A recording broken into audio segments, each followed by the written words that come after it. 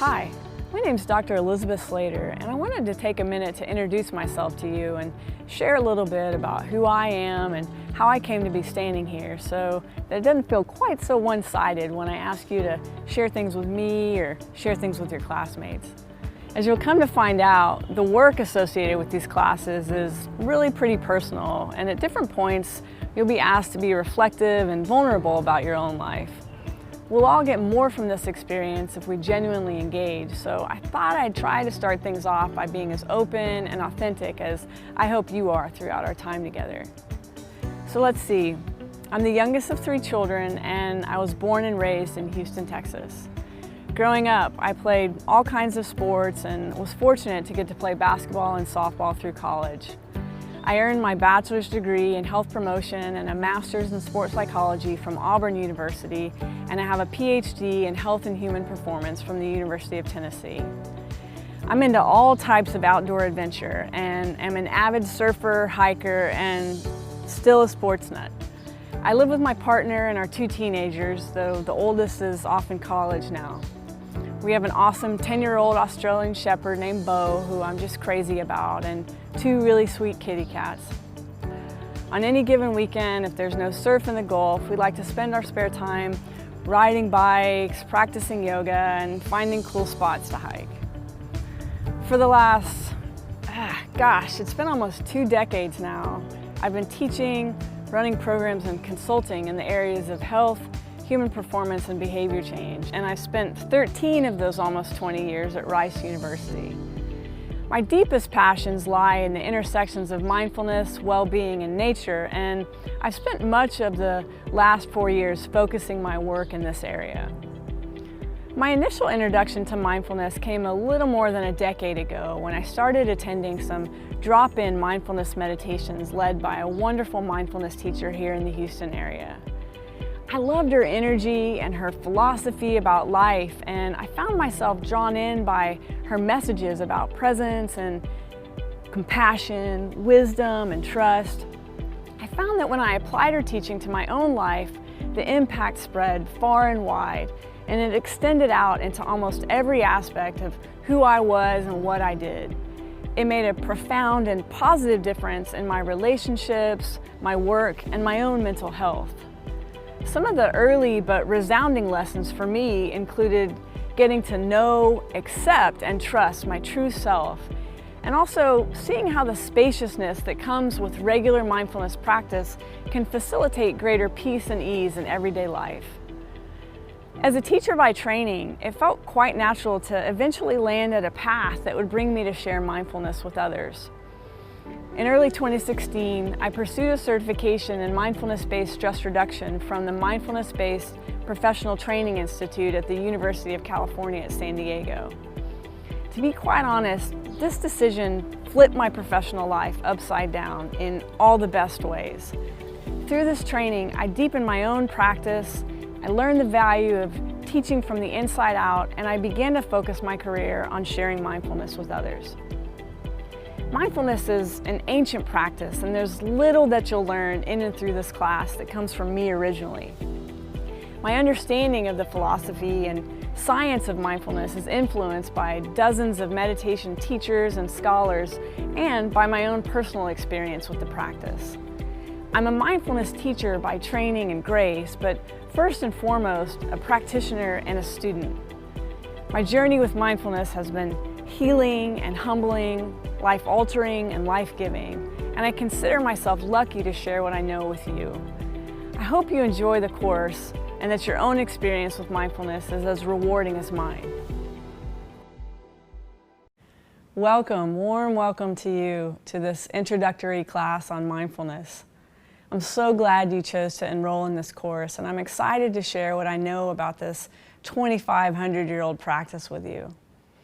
Whether you're a complete beginner or already know a thing or two about mindfulness, this course is a great step that'll help you incorporate mindfulness into your daily life. Before I get into any details regarding what to expect throughout the class, I want to say a heartfelt thank you to my team over at Rice Online. I'm so grateful to Rice University for the support and resources that they've extended to me throughout this process. I can't say that I ever thought I would be teaching a virtual mindfulness class to a global audience, but I'm so glad that I am. This class is designed to be self-paced and unfolds in a slightly linear fashion, with new modules opening up as you complete them. While it's conceivable that you could power through the course in a short amount of time, I don't recommend that you take this approach. Ideally, you'll move through about one module a week for a total of 4 weeks. A big reason for this is that each module includes what we're calling weekly activity challenges.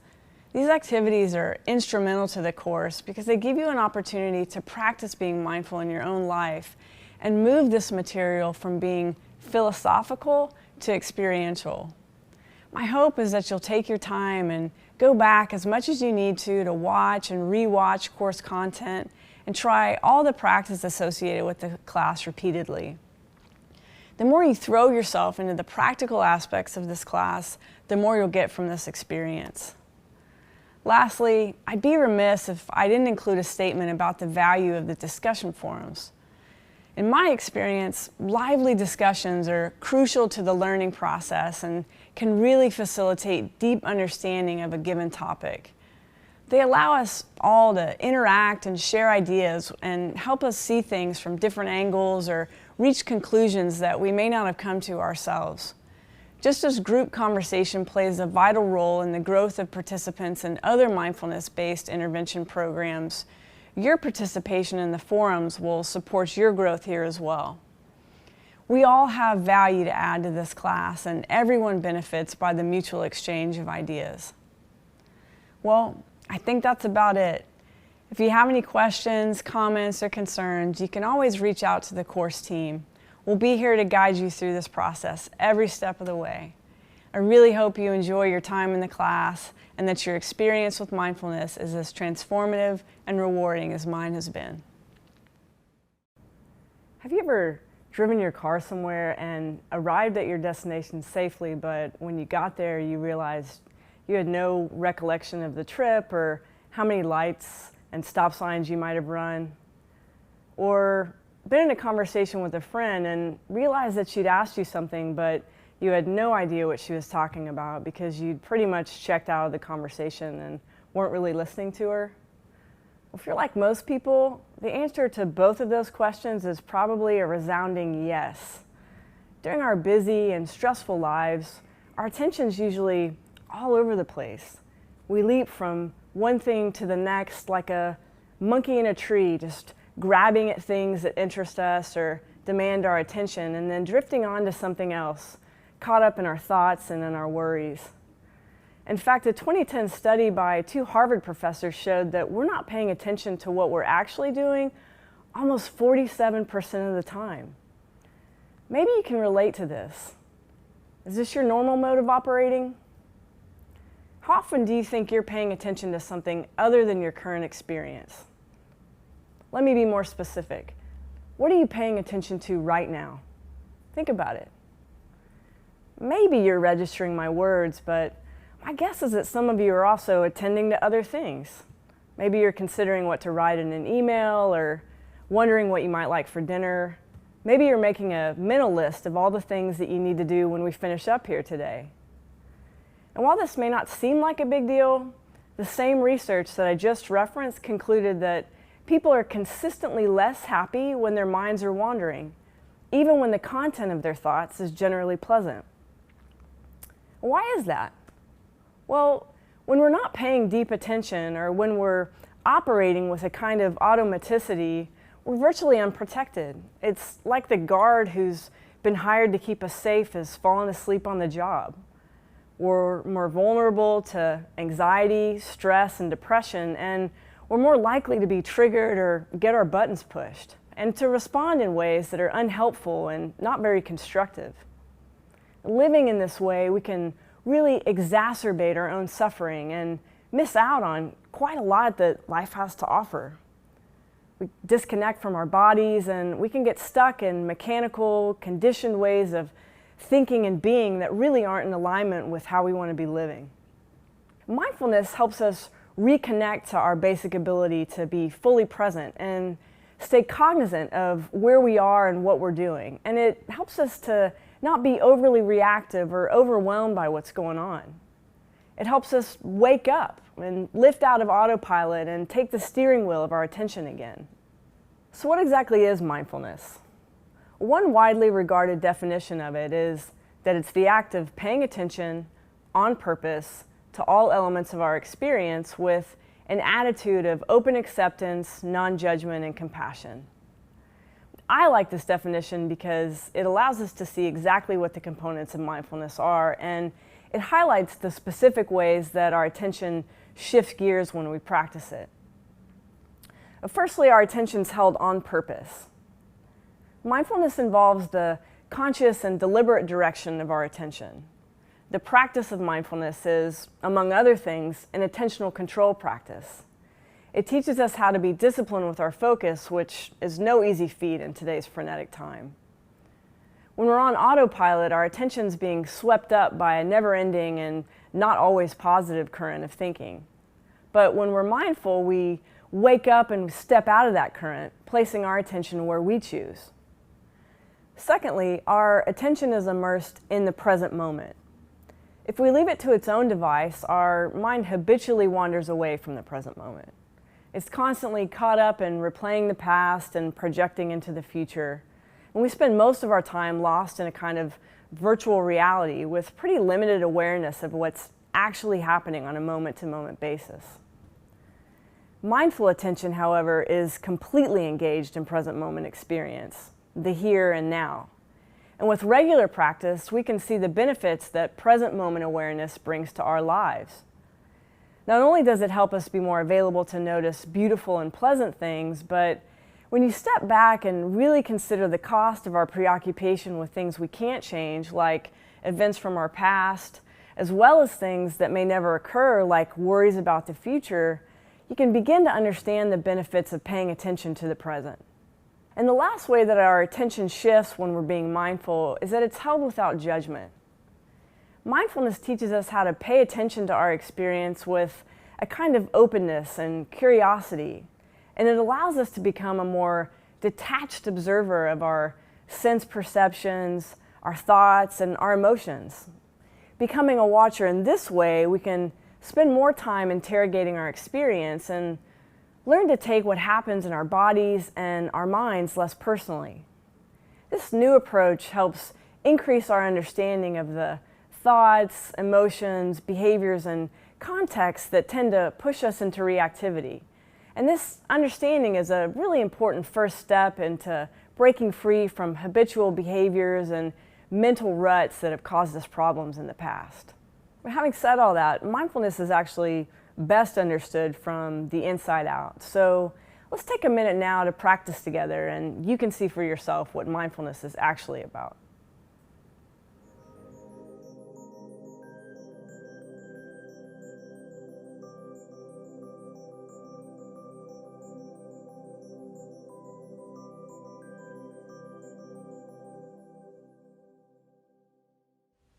Taking a few moments now to turn away from your screen and finding a comfortable way to sit. Maybe settling back into your chair with both feet on the floor.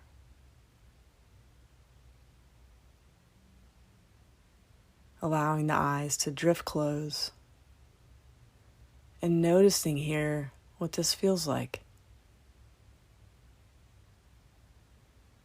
Feel yourself sitting here. Feel the weight of your body against the chair, the pressure of your feet on the floor.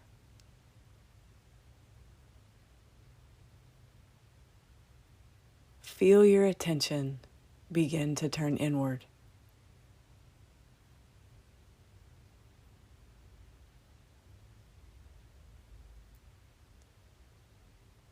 And then shifting awareness so that it's focused on the breath.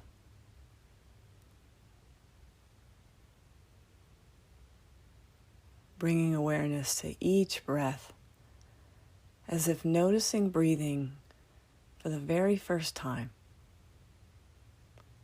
you might ask yourself, how do I know I'm breathing?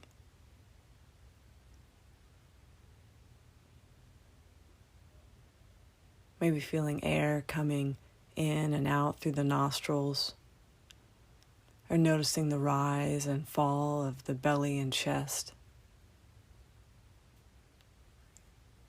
And noticing if, as you bring attention to the breath, it changes in any way. And if it does, seeing if you can let the breath be exactly as it is. There's no need to control or manipulate it in any way.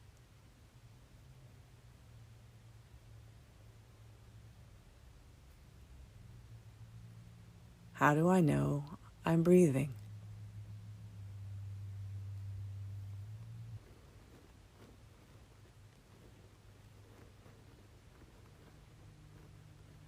Just this. On the inhale, knowing, breathing in.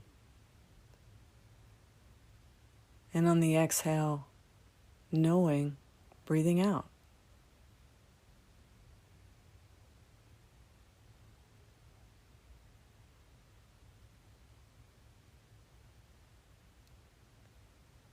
And as you're ready, opening the eyes and turning attention back outward again. Noticing as you do what this feels like.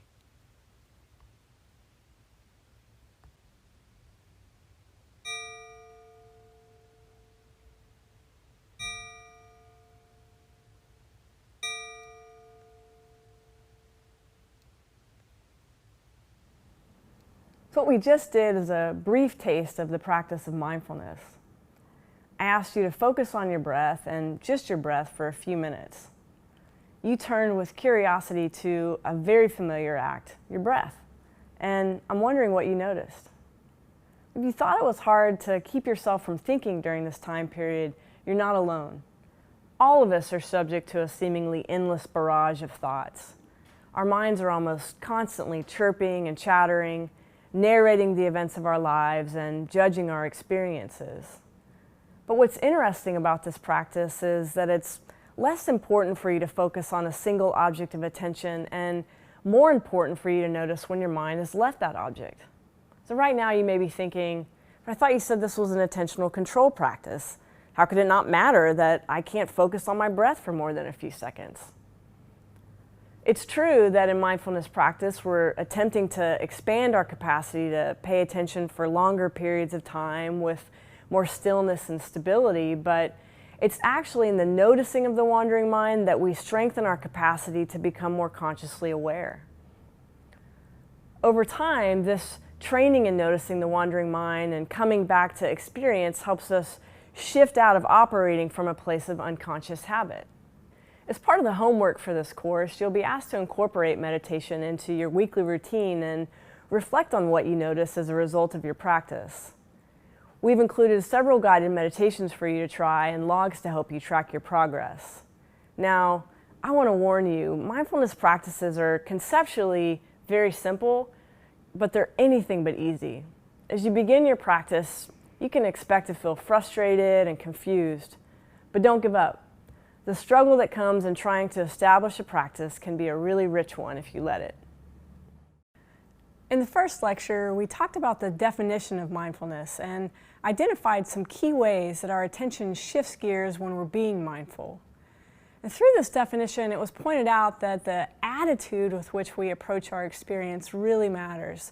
And we discussed the importance of trying to meet our reality with an open mind. But open-mindedness is just one quality that's interesting to explore in and through our practice. There's so many other aspects of mindfulness that deserve our attention, and once you've learned what they are and get some idea for how you can begin to apply them in your daily life, I feel pretty confident that you'll start to see why so many people talk about the practice of mindfulness as being life-altering. In this lecture, we're going to discuss 7 additional qualities or attitudinal foundations that are fundamental to the practice. Keeping these attitudes in mind as you move through various experiences in your day is a critical part of the training. These qualities provide us with a strong foundation for our awareness, and they give us guidance for how to channel our energies in the process of learning who we are and how we want to develop. And as you'll see, some of them will come more naturally for you than others. These qualities are interdependent. Each influences the other, and working on one enhances them all.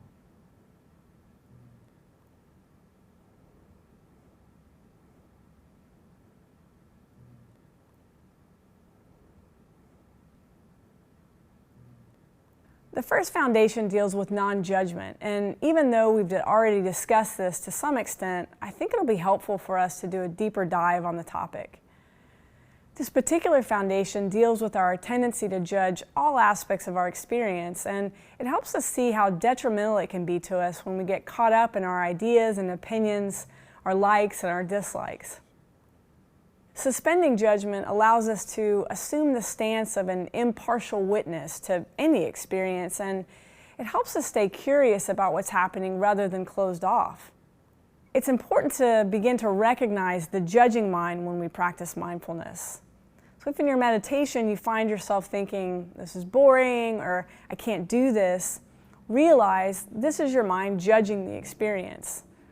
You don't have to stop the judging, just recognize that it's occurring, and then try to notice the feeling that the judging mechanism evoked in you. When we can just observe our experience without wanting it to be different than it is, we take a tremendous first step in alleviating the hardship of life.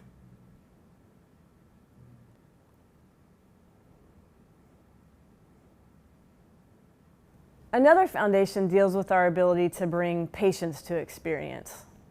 In today's world, most of us are used to moving quickly and efficiently. We're doers and problem solvers, and when things in our lives go wrong, we've come to expect magic pills and immediate solutions so that we don't have to sit in our suffering for long. But not everything can be rushed, and in growing the skill of patience, we can better understand and accept that some things just have to unfold in their own time. It's likely that some of you will become impatient with the act of meditating, or you'll expect yourself to be better at it than you perceive yourself to be, and you might be frustrated with your progress. But if we can invite patience into our practice, we can bring a kind of self-compassion to our awareness, helping us acknowledge and accept our own developmental process, trusting that our evolution is unfolding exactly as it should.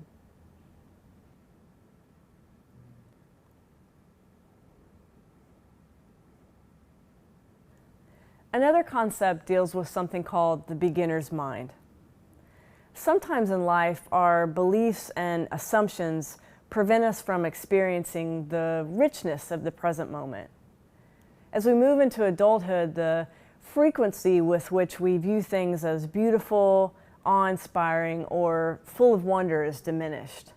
We fall into conventional and mechanized ways of being, and we often miss out on some of the loveliest little pleasures that life has to offer. But with regular practice, we can rediscover the delight that each moment is a fresh one.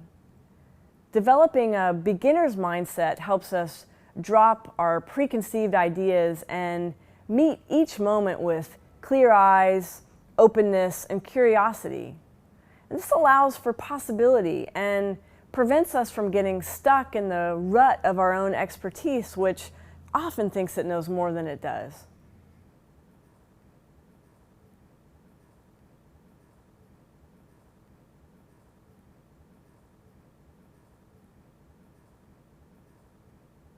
The last attitudinal foundation of mindfulness that I want to mention in this segment deals with trust. So in my mind, one of the most interesting things about this practice is its usefulness in helping us peel back the layers of armor that protect us, both from the outside world and from really seeing our true selves. It allows us to know our own hearts and minds more deeply, and it gives us permission to validate our own experience. So by sitting in reflective stillness, we can learn to trust our own intelligence and the feedback that's coming from our heart and our true intentions. The more this trust is cultivated, the greater the access to our own resilience and strength. Believing in our own intuition and authority and the goodness inside us helps us to live with more authenticity. Subsequently, the frequency with which we look outside ourselves for guidance diminishes. As best as you're able, pay attention to self-doubting thoughts when they arise and look more deeply into where they really come from. Instead of just believing them, interrogate their validity and helpfulness. You might just find that everything you need to handle the challenges in your life is already inside you. So these are 4 qualities of mindfulness, and in the next segment we'll look into 3 more. So we've discussed a few of the attitudinal foundations of mindfulness, but there are a few more that I still think are worth us exploring.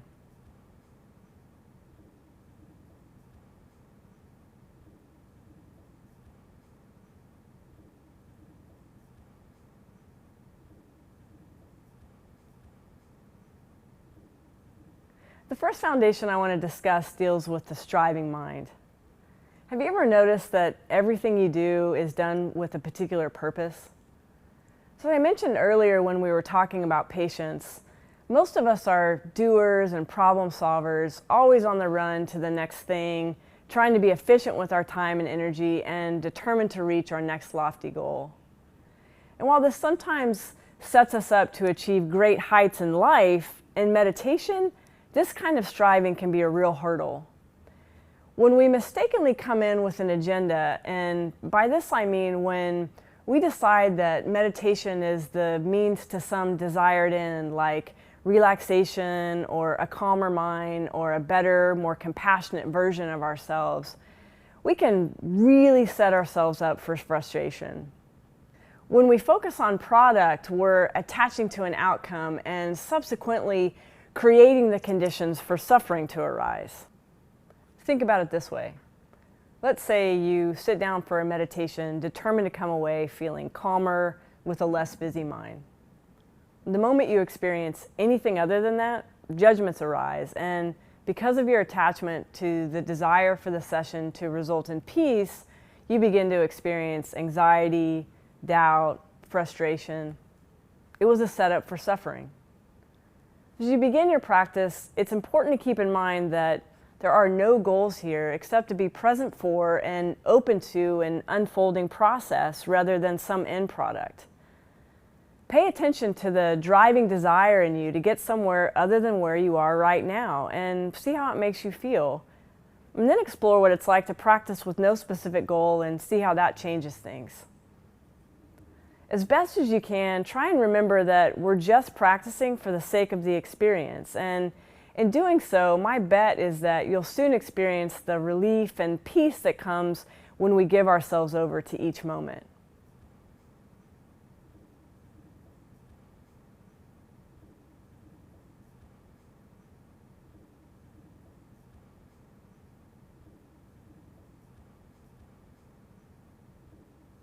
Practicing non-striving leads us directly to the next attitudinal foundation of mindfulness, which is acceptance. In mindfulness, acceptance means seeing something as it actually is and making space for it without all the usual layers of judgment or efforts to resist. We spend so much time and burn so much energy thinking something should be different than it is or scheming to find ways to change our situation or our feelings. Tara Brach, a wonderful meditation teacher and psychologist, calls this resistance being at war with our reality. But the foundational pillar of acceptance reminds us that we actually have the capacity to develop a different relationship to our experience, one that doesn't require endless amounts of energy and is characterized by letting it be. This invites spaciousness and helps us to recognize our thoughts and feelings before making a choice about how to respond to them. And while this may be contrary to your current way of thinking, the denial of our experience of negative thoughts, feelings, or sensations is actually what leads us to the same automatic, habitual, and critical patterns of mind that leave us feeling locked in, stuck, and unhappy. Consider now if there's something you feel challenged to accept and what resisting it feels like. Does it help? Just notice.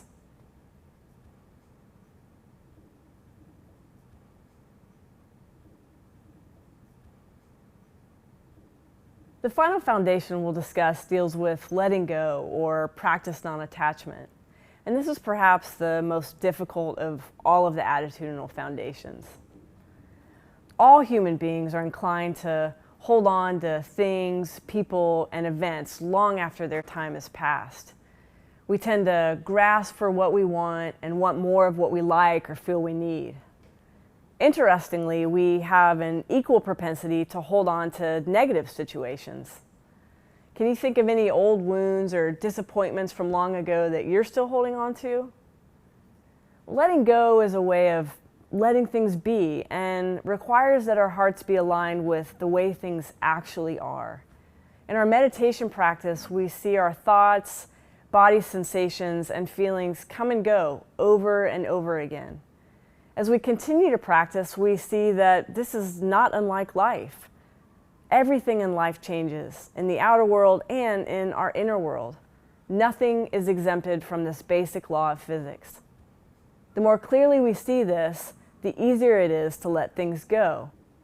We're not as horrified when a relationship ends, a job is lost, or when people die.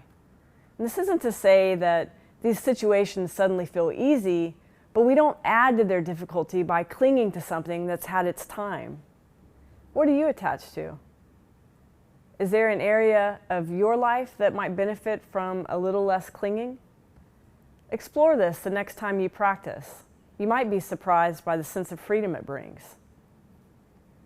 So remember, keeping these attitudes in mind as you move through various experiences in your day is a critical part of this training. Some of them will come more naturally for you than others, but if you stay committed to doing the work, all of these skills can continue to develop over time. As you're probably starting to see, mindfulness is more of a mindset and a way of being than simply a technique or practice. But the question of how we develop our capacity to be this way still remains. Typically, the way to cultivate generalized mindful awareness in our everyday life is to do shorter bouts of more intense training.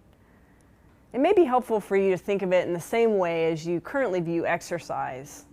Maybe you go to the gym and lift weights, or you have a regular 2 or 3 or 5 mile route that you like to run or walk. Hopefully you do those activities because you enjoy them, but you probably also do them because you want to be functionally fit with plenty of energy for all that life has to offer you. And just like specific bouts of exercise supports your functional fitness, meditation and other mindfulness practice supports our ability to be generally mindful. There are 2 types of training that people engage in to become this way. The first is known as formal practice, where practitioners will set aside dedicated time for mindfulness meditation like a body scan, a sitting meditation focused on a specific object of attention like the breath, or mindful movement meditations. These types of practice are attentional control practices, and they're designed to help you sit in stillness and relative quiet for a period of time. These practices are super useful in helping us be more aware of what's actually happening in the present moment without feeling so distracted by our thoughts and judgments. Over time, they can help us learn how to regulate our attention, increase our body awareness, give us space and time to conceptually reframe our experience, and can even change our view of self. To say it slightly differently, it helps us see how we tend to get in our own way, and this new perspective gives us a degree of freedom from the suffering that's caused by those tendencies. The second type of training is a lot less structured and involves paying attention to an everyday activity with fresh eyes, or that beginner's mindset that we talked about in the previous segment. It could be the act of brushing your teeth, washing your hands, or folding laundry.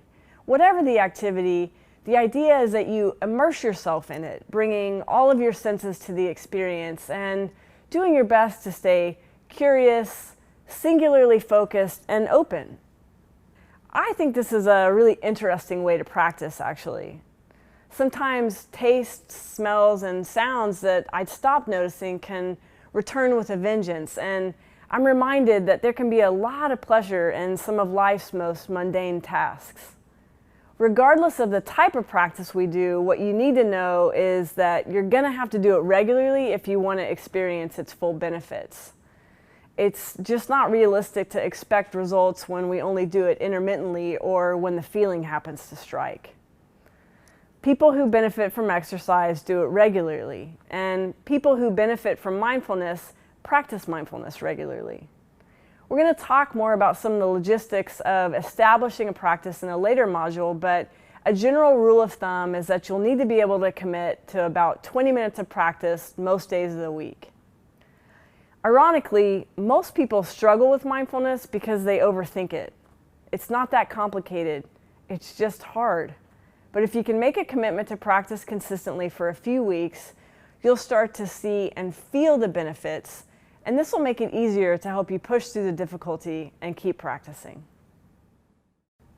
Now that you know what mindfulness is and have a better sense of the benefits that come when we're awake and engaged for our life, it's time to see for yourself how transformative mindfulness can actually be.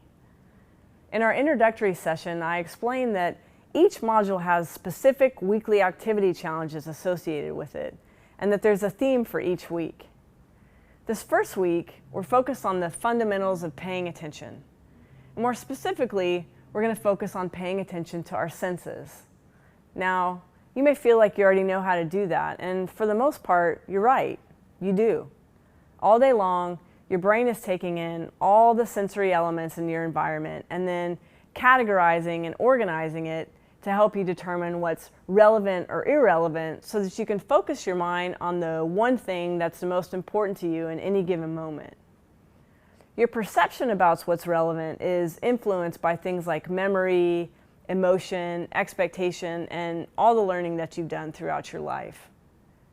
Over time and experience, we begin to develop what psychologists call mental frameworks or schemas that allow us to take shortcuts in interpreting all that information that's available to us in our environment.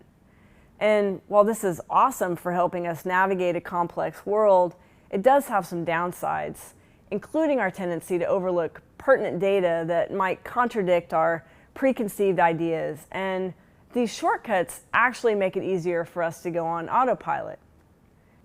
When we're on autopilot, we tend to take in only a few data points before deciding that we know what something is, what it looks like, tastes like, feels like, or sounds like.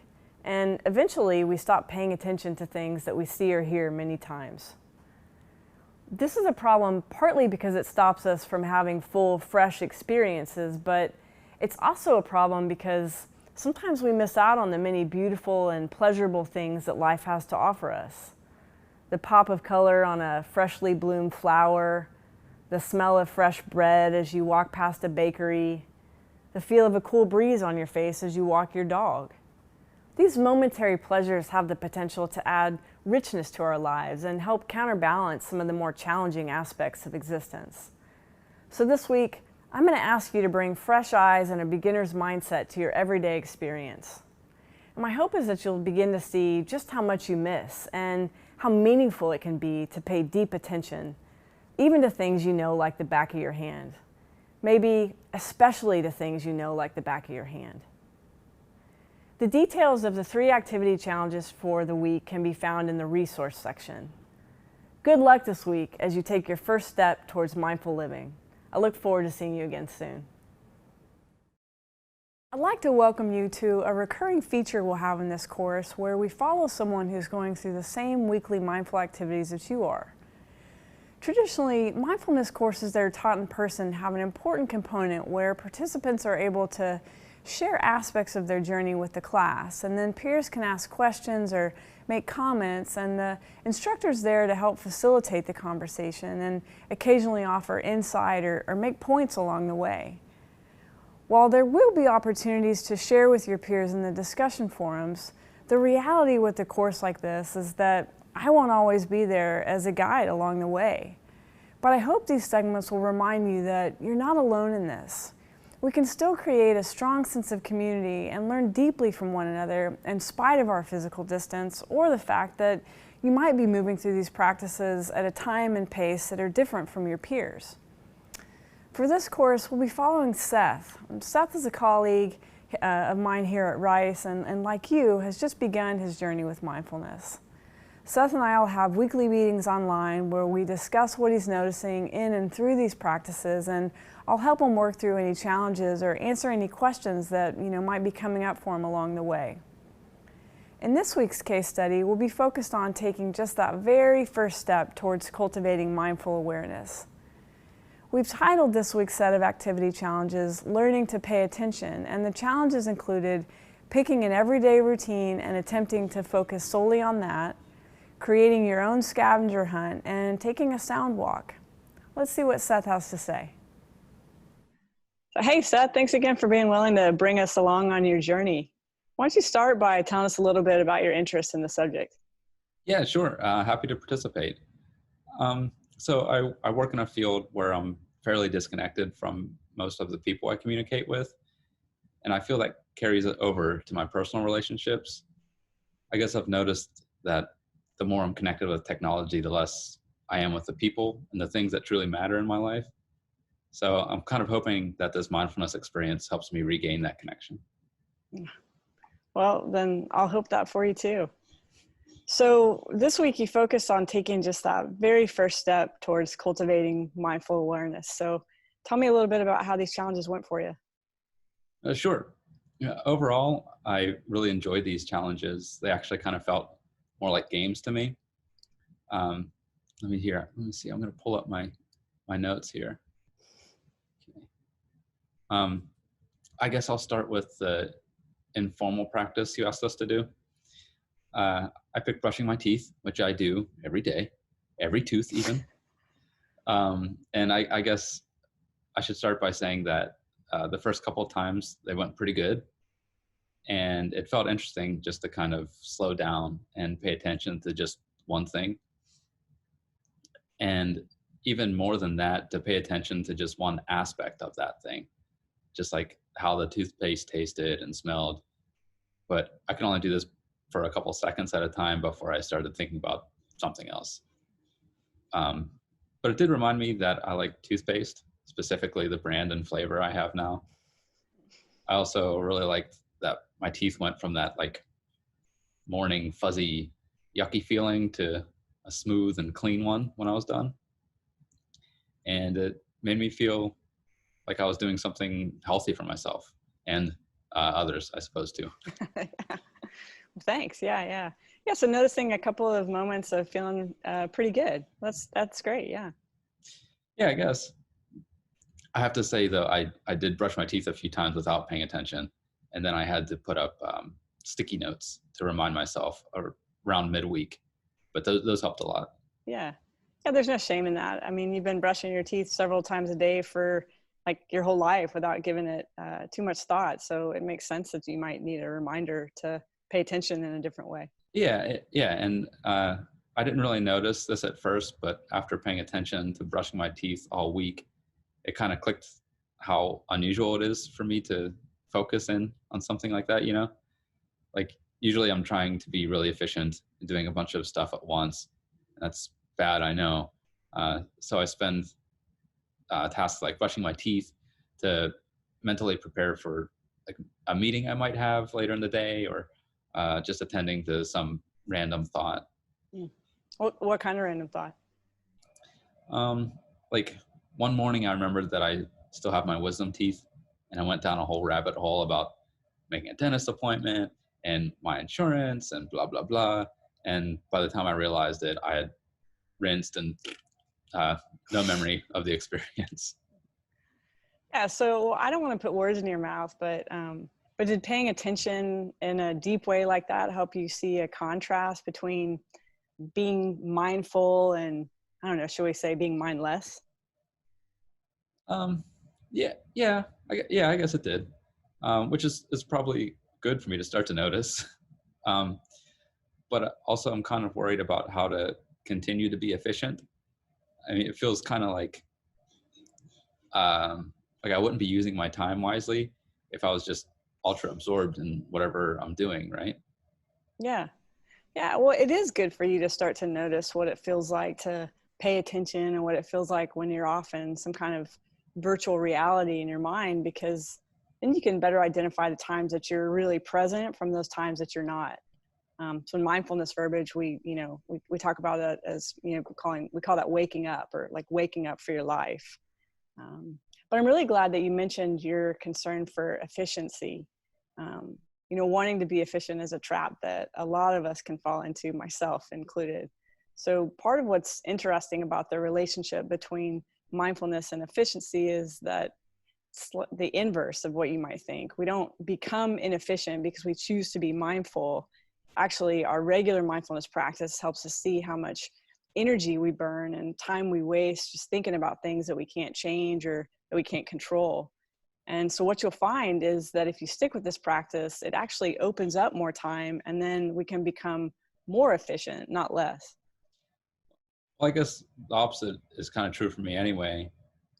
Like when I try to be more efficient by multitasking, but then I end up doing like a slapdash job of everything I'm doing at once. Yeah. Yeah. And then there's that, which is all the more reason to focus on the present, right? Mm. Okay. So I'm hearing that you had some insights with this one, taking pleasure in small things, recognizing the difference between being mindful and being checked out. Anything else? Not really, just that when I remembered to do it, it was a good start to my day. Yeah. Yeah. Great. Good. Well, you want to move on? Yeah, sure. So I had a lot of fun with the next one too, the scavenger hunt. This was the challenge that was definitely more like the most like a game to me. And I tried to pick something out on a drive or when I was walking somewhere. And if I'd spot it, it made me feel almost like a sense of accomplishment. Oh, I love that. So like, if you don't mind, you just mentioned a sense of accomplishment. What does that feel like for you in your body? Um,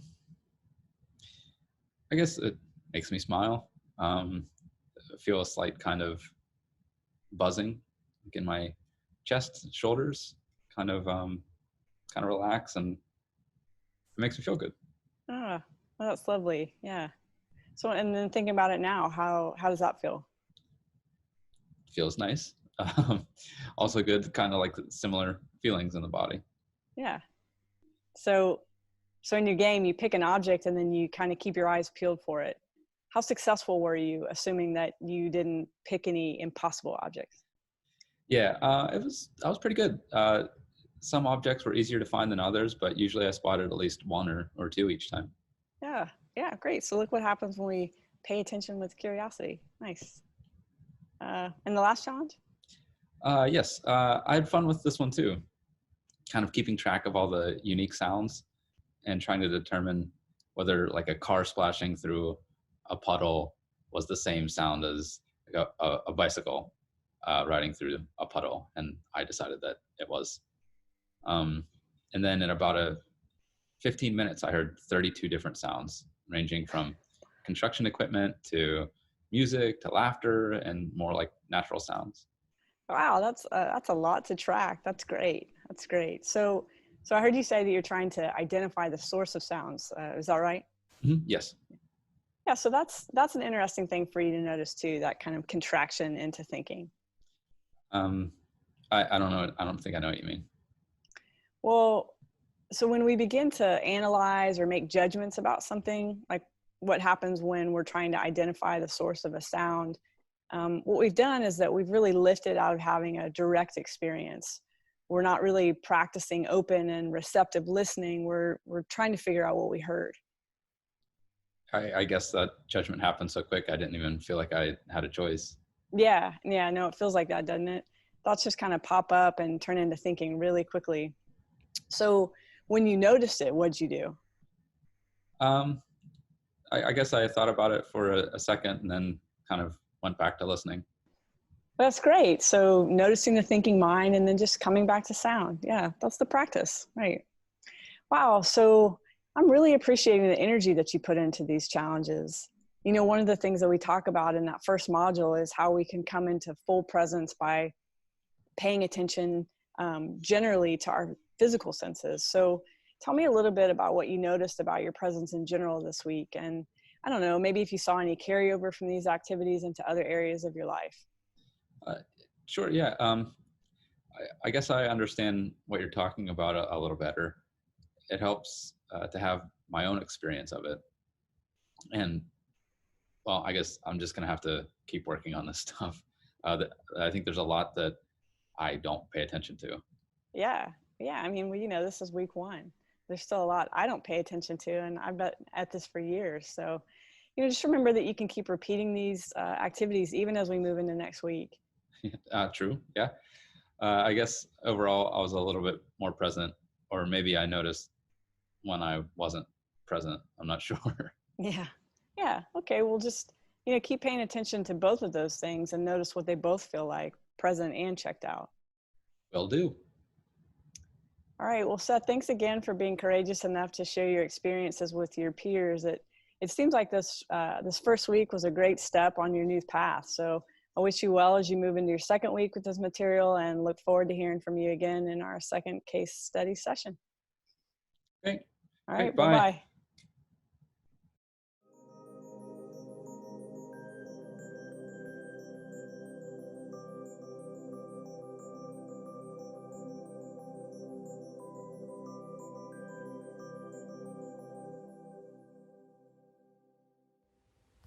Wherever you are right now, whatever you might be doing, pausing to take just a few moments to be still.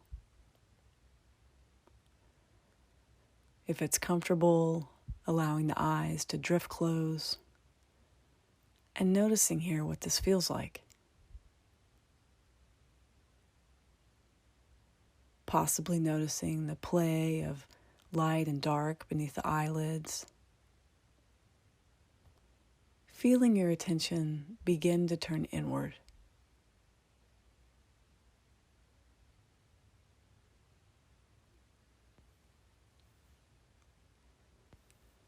And now bringing attention to the breath. Feeling air flowing into and out from the body. And noticing if, as you bring attention to the breath, it changes in any way. And if it does, seeing if you can let the breath be exactly as it is.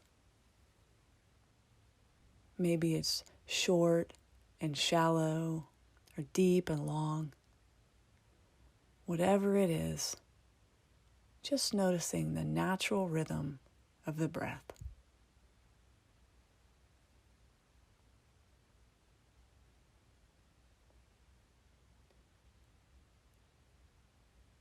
And then shifting attention so that you notice your body sitting here. You might ask yourself how you know you're sitting. Maybe feeling points of pressure, places where the body makes contact with the chair. Or feeling the surface beneath you, noticing softness or hardness. How do I know I'm sitting?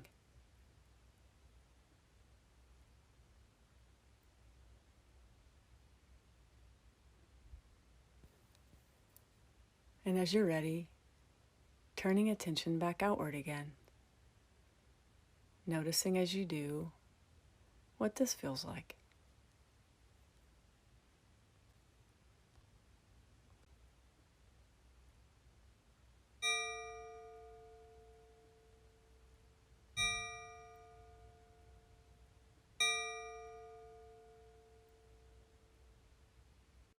Hi, and welcome back. I hope this past week you took some time to immerse yourself in at least a couple of your everyday activities, and that you're beginning to notice the difference between when you're paying attention and fully present and when you're just floating along on autopilot. Something I found fascinating when I was just starting out with mindfulness was how much time I spent lost in thought without even recognizing it, and what I was missing out on as a result. My first experience with informal practice was to bring all of my senses to the act of brushing my teeth, and even though it was really different than how I normally brush my teeth, I actually found it pretty delightful. It turns out I like the flavor of mint toothpaste and the feeling of a clean mouth quite a lot. These types of early experiences were really powerful for me because they provided a contrast that allowed me to feel the difference between when I was being mindful and when I was being mindless. And they helped me start to understand that the events of my day didn't have to feel like an endless to-do list to be endured but not enjoyed. And to this day, my informal practice reminds me that in a life that goes by faster than a blink of an eye, I have the ability to make every moment count. And for me, that's been one of the greatest gifts of this practice. In the second module, we're going to continue to focus on the senses as we do a deeper dive into what it means to fully inhabit the intelligence of our bodies. One of the really interesting things about the practice of mindfulness is what it's able to teach us about the mind-body connection. So hopefully, your first set of activity challenges help bring to light just how much information is provided to you through your senses. And you might have already noticed that there's actually quite a lot going on in your body, much of which is happening without controlled processing on your part. Now, if you came into this class believing that mindfulness was primarily about training the mind, it might surprise you that the majority of the practices associated with it are actually based in our bodies. And this is because our bodies are an important frame of reference for establishing awareness. In fact, according to Buddhist tradition, mindfulness of the body is a crucial first step along the path to enlightenment. Whether your goal is enlightenment or not, the simple truth is we can all enhance our well-being by establishing a deep connection to our body. One of the primary reasons for this is because our body and what's being experienced through it is always happening in the present moment.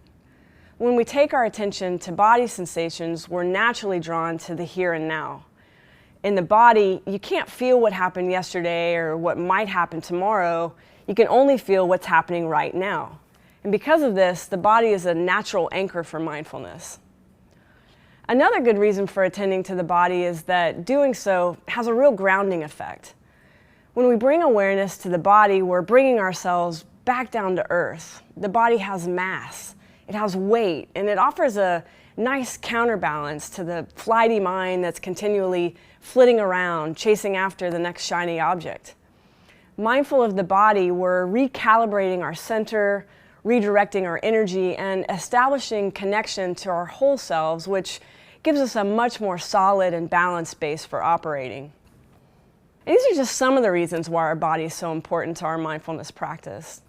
In the next couple of segments, we'll explore some of the unique facets of the mind-body connection and briefly review some of the health benefits associated with mindfulness.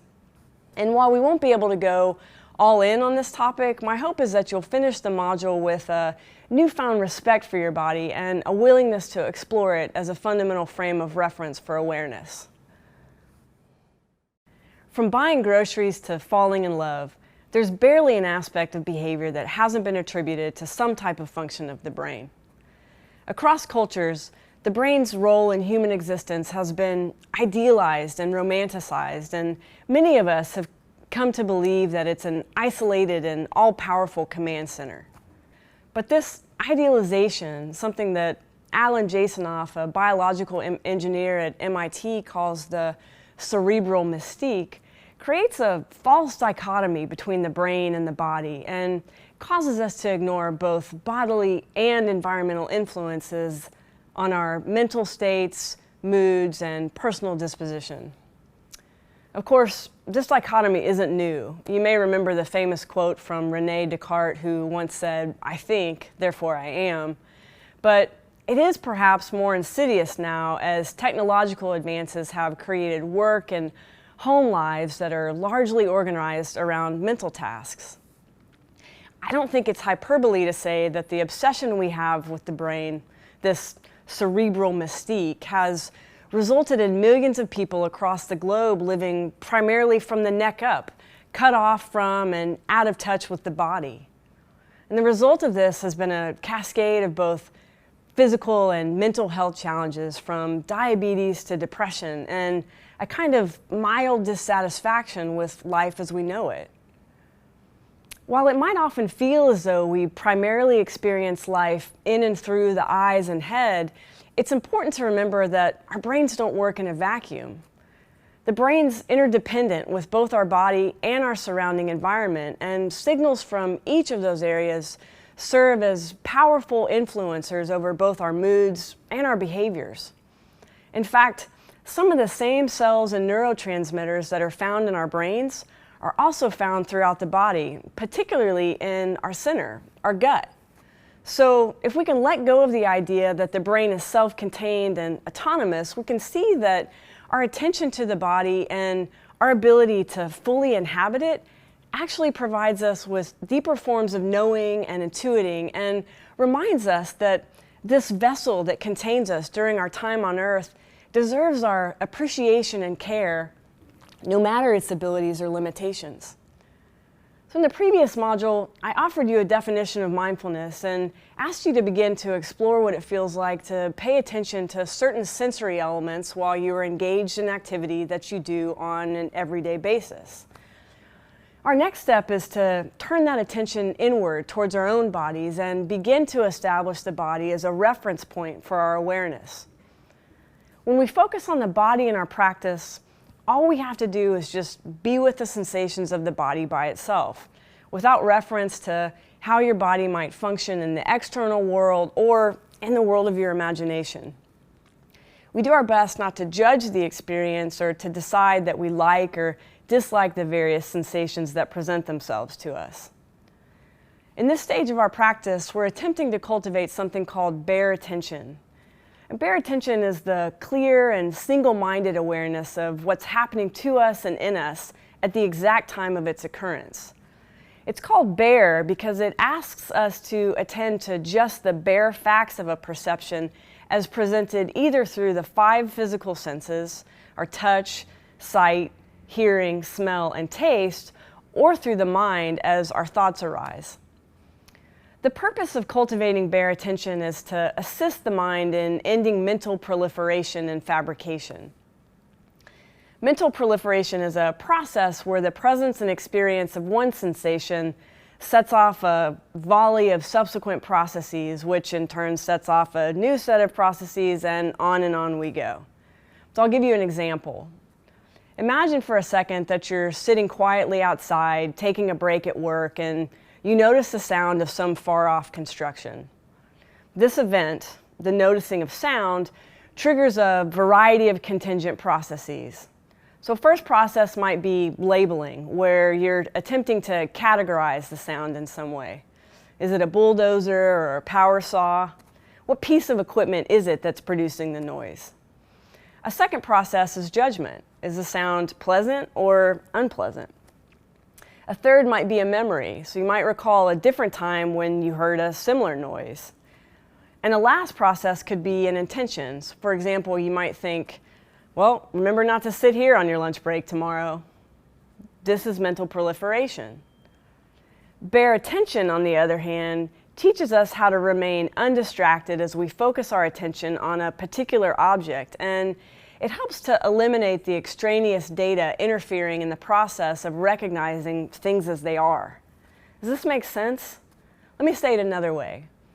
Bare attention teaches us to see the difference between fiction and reality, and what we gain from that is the ability to utilize what's objectively true as a guide for our behavior rather than the stories that we construct in our own mind, which may not be grounded in truth at all.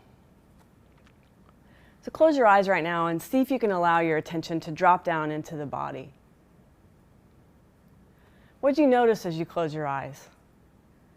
If you were able to tune into the sensations of the body, if you could feel the breath move through you or the beating of your own heart, if you could feel your stomach grumble or notice tightness in your shoulders, your body was a frame of reference for your attention. Now, if we were doing this as a practice, what you do is try to stick with this bare attention on the body. You'd focus on the sensations of the body, and if your attention moved away from it, you'd simply bring it back to the sense of the body. In the beginning, you'll find that your mind will leave your body over and over again. And your job is just to notice, actively release attachment to whatever has grabbed your attention, and return your focus to the body, and just try and hold on there. At first, you're going to find it difficult for your mind to settle, and lots of things will cause you to lose focus of the body. But eventually, with practice, you'll find that paying bare attention to the body becomes easier. If something other than the body comes into awareness, it'll feel like something coming up and brushing the back of your hand. You notice it, but it doesn't derail your focus. This is helpful because when the body can serve as the consistent frame of reference, we can eventually begin to observe the mind, our feelings, and various other mental phenomena without getting sucked in by them. Our body provides us with a home base. Another valuable aspect of directing our attention to the body is that it allows us to cultivate something called interoceptive awareness. Now, interoception is the perception of sensations from inside the body and includes the perception of physical sensations related to internal organ functions such as heartbeat, respiration, satiety, as well as the autonomic nervous system activity related to certain emotions like fear and anxiety. Much of these perceptions remain unconscious. What becomes conscious, in other words, interoceptive awareness, involves the cognitive processing of inner sensations so that they become available to us at the conscious level. Bringing these sensations into awareness and then observing them for some time helps us understand a couple of really interesting truths.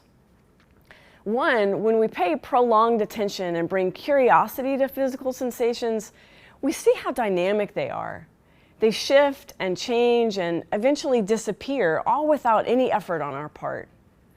These sensations, like everything that exists, are impermanent. And noticing this is a useful lesson to us. It teaches us that our felt sense experience of anything, physical pain, sadness, anxiety, doesn't arrive, settle in, and become our singular experience forever and all time.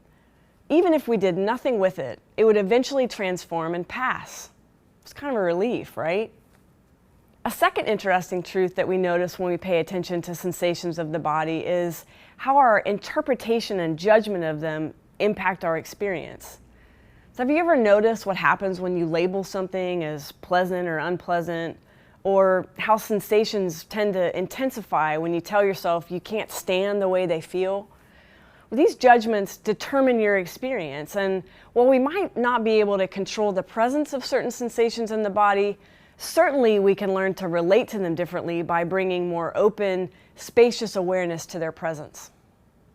One last benefit that comes as a result of practicing mindfulness of the body is that it helps us to hone in on the subtle sensory cues that occur when we pay attention, so we know what it feels like to pay attention, and the subtle cues that occur when our mind has wandered so that we know what it feels like when our mind's wandered. The more we practice, the more adept we become at using interoceptive feedback to help us focus our attention. We're better able to tune into the sensory cues associated with paying attention, and we have greater capability in tuning out irrelevant stimuli. Said another way, mindfulness of the body teaches us to feel how to control our attention. That's pretty cool, right? If you'd like to know more about how this happens in the body and what structures of the brain are involved, there's some really interesting work on the topic that we have linked to the resource section in this module. So hopefully at this point you're beginning to see why and how the body might play an instrumental role in all kinds of information processing. I look forward to hearing your thoughts and insights as you begin to explore the mind-body connection more deeply and learn to attune your senses with both an open mind and an open heart. Within the past few decades, there's been a surge of interest in the investigation of mindfulness as a psychological construct and as a form of clinical intervention. While early findings have resulted in a great deal of excitement about its potential, there's still a lot we don't know about mindfulness and meditation, and there's been a recent cautioning by the scientific community about the dangers of overstating the mental and physical benefits associated with the practice. Still, there does seem to be accumulating evidence that mindfulness does some really key things to support our well-being. First, as an attentional control practice, it's become pretty clear that a regular mindfulness practice will help sharpen your focus. What's interesting about this is that the research seems to suggest that Not only are we able to become more selective in what we pay attention to and how long we pay attention to it, but that it also helps to counterbalance our brain's natural inclination to stop paying attention to new information in our environment. You might remember that in one of our discussions from the previous module, we talked about the formation of schemas, which are the mental frameworks that our minds use to help us organize and interpret data. In that session, I told you that these frameworks are a double-edged sword because while they help us process sensory data quickly, they also support our tendency to take in only a few data points before we decide that we know what something is and that our full attention isn't required. But in and through our mindfulness practice, we can learn to retrain the brain so that we're able to bring fresh eyes to habits, routines, and overlearned activity. And this perspective actually allows us to notice and appreciate and continue to notice and appreciate the beauty and mystery and complexity of life that actually surrounds us all the time. Another promising area of mindfulness-related research deals with emotional regulation and ways in which regular mindfulness practice can result in both structural and functional changes in the areas of the brain that are typically activated when we're faced with anything in our environment that our brain believes may be threatening to us in some way. What you see on the screen right now is a picture of an amygdala, which is an almond-shaped bundle of neurons that, together with the hippocampus and hypothalamus, form what's known as the limbic system. And to keep things simple, you can think of the limbic system as the area of the brain most responsible for self-preservation and procreation. The amygdala is critical to our ability to process certain emotions and perceive emotions in other people. And this includes fear and the many changes that fear causes in the body. If you wake up in the middle of the night to the sound of a window in your house being broken and you find that your heart's pounding, chances are that your amygdala are very active. Our amygdala help modulate all of our reactions to events that seem important to our survival. On the face of things, this seems super helpful, right? It's great that we have this built-in alarm system that alerts us to potential dangers and prepares us to fight or flee when faced with life-threatening situations. And to some extent, it absolutely is. But there's a flip side to this constant vigilance. In today's world, with all of its modern conveniences, we simply aren't faced with as many literal, life-threatening situations as our ancestors. So often, what our brain perceives as a threat is more of a paper tiger than a real one. Work deadlines, traffic hassles, public speaking events, all of these things activate our amygdala in the same way as when the window breaks in the middle of the night, and we're just as easily hijacked by their alarm sounds as we are when we're truly in a fight for our life. But what we're learning is that mindfulness meditation can actually begin to reduce activation in the amygdala. According to some research, after just 8 weeks of regular meditation, the alarm bells don't feel so intense. And in that same period, the neural pathways that exist between the amygdala and the prefrontal cortex, which is the area of the brain that helps us process information, problem solve, and make effective decisions, begins to increase. And these new networks help us be more discerning about what threats are real and need our attention and energy, as opposed to those that don't. And they allow us to develop more adaptive, creative strategies for dealing with whatever life event or challenge has us all worked up. Think of it like this. After just a couple months of meditation, it's likely that less things will set off your alarm bells. The alarm bells that do ring will be less intense, and you'll have easier access to internal resources that will help you deal with the stress in your life more wisely. It sounds pretty good, right? Every year, it seems as though there are new methods for rigorously analyzing the qualitative aspects of meditative experience, including the use of cutting-edge scientific tools looking at the effects of mindfulness practice on brain structure and function. And every year, we're finding that in addition to its impact on the brain, the practice of mindfulness impacts other facets of our well-being as well, including improved immune function, blood pressure and cortisol levels. It reduces anxiety, depression, and neuroticism, and it also leads to greater behavior regulation, and it's shown promise in the treatment of a wide variety of addiction disorders. In fact, We could likely dedicate the rest of this module to exploring the science of mindfulness and all of the ways that it's positively correlated to enhanced well-being. But there are so many other equally as important things for us to cover. So instead of using video lectures as our featured tool for discussing the research, we've created a resource section called Your Brain and Body on Meditation.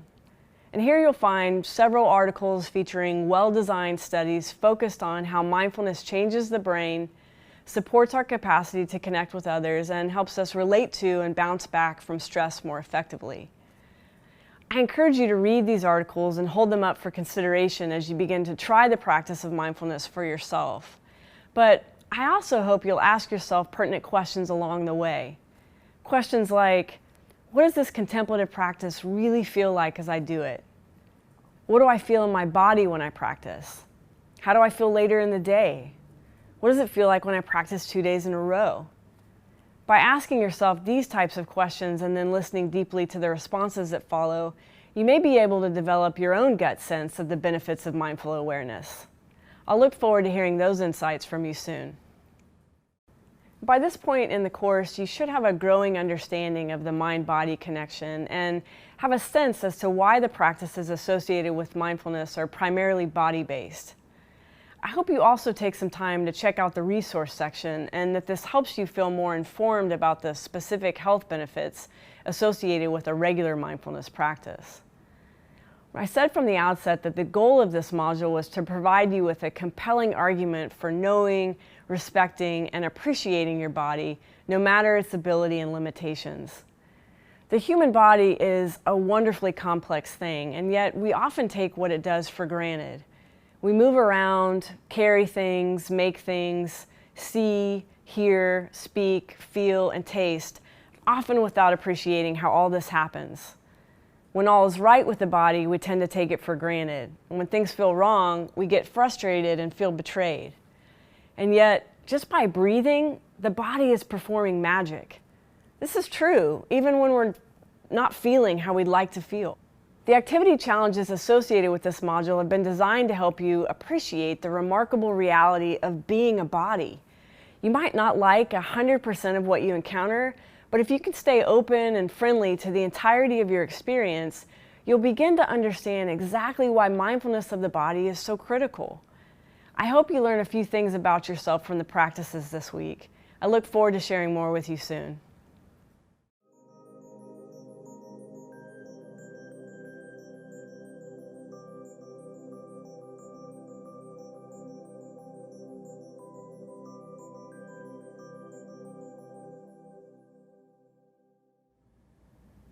As you feel ready, allowing the eyes to close or the gaze to soften.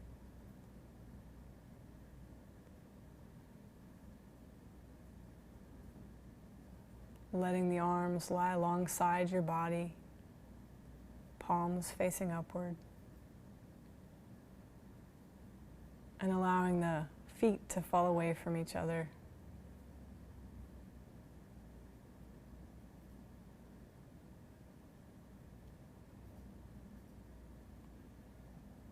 Becoming aware of the places where the body makes contact with the floor or bed or mat.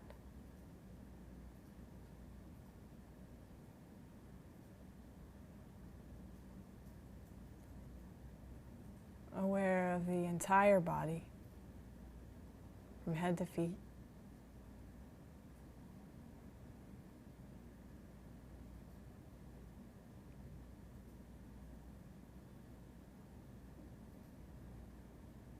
Settling in.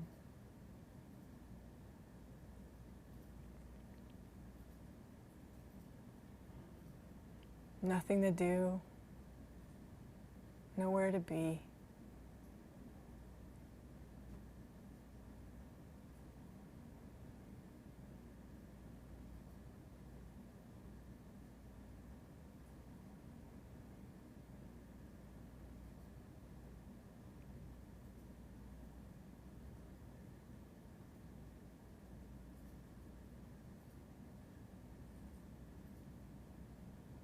And when you're ready, slowly bringing attention to the breath.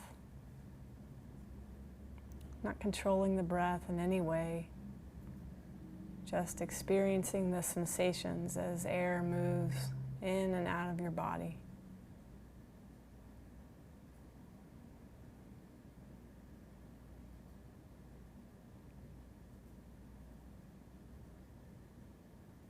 Noticing the rising and falling of the abdomen.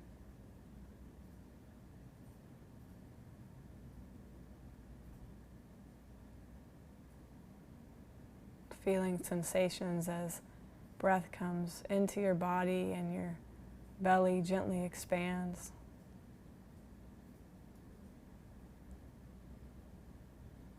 And noticing it deflate as the breath leaves the body.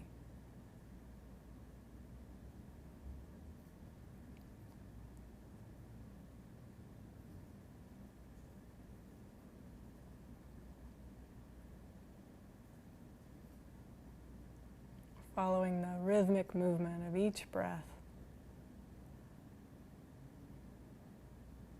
The rising of the belly on the in-breath. And on each out-breath, a letting go.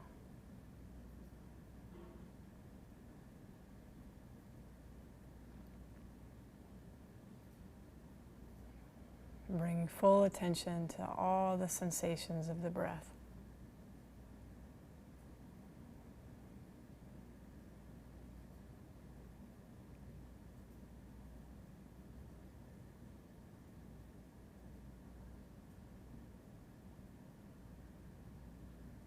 And on this next exhale, allowing attention to shift from the breath and bringing awareness to the bottoms of both feet.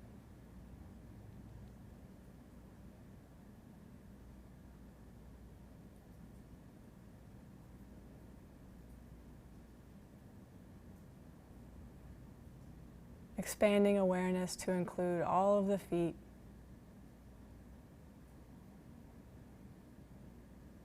Letting attention rest in the felt sense of both feet.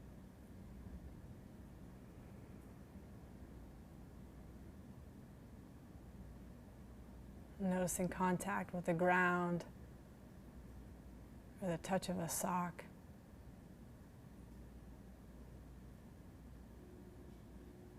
Noticing life and aliveness inside both feet.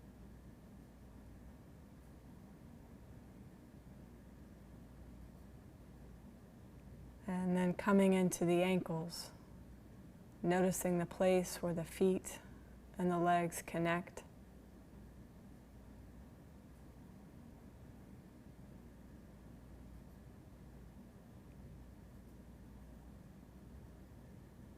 Sensing into the lower legs and the knees.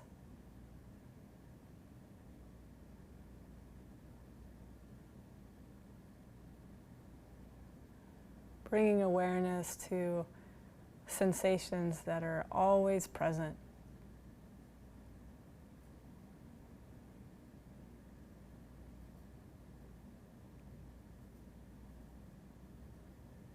Coming into your upper legs. Bringing attention to the bones, flesh, muscles of this region of the body.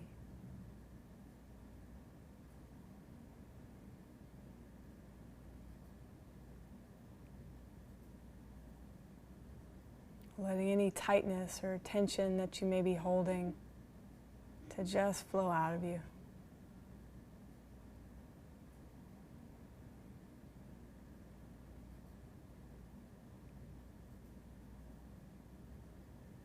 And then coming into the pelvic region.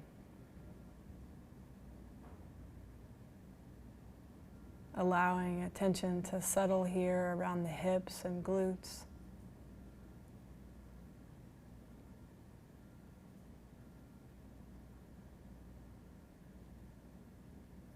Noticing points of contact with floor beneath you.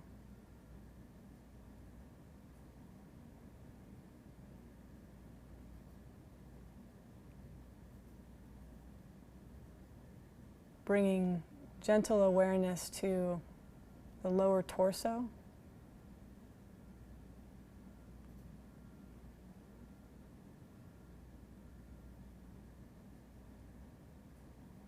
Seeing if you can receive this next breath in a softening belly.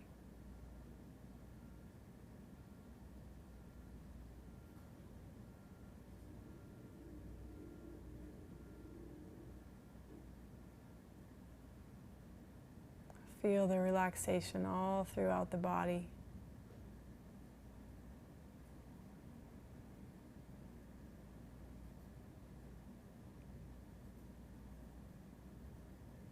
Continuing the scan and bringing attention up the torso to the area of the heart and lungs. Allowing for and making space for whatever's here.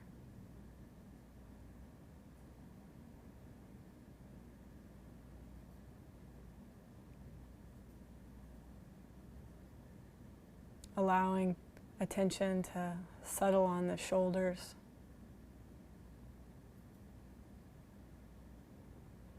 Seeing if you can let the shoulders soften. Feeling any tension that might be present. Begin to release and dissolve.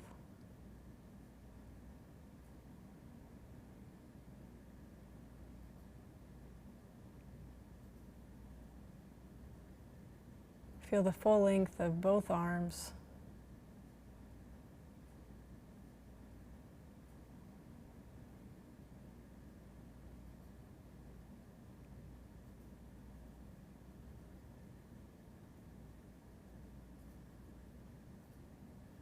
Bringing awareness to the hands, inviting the hands to soften, and checking in to see what this does to the body. Letting relaxation travel up the arms.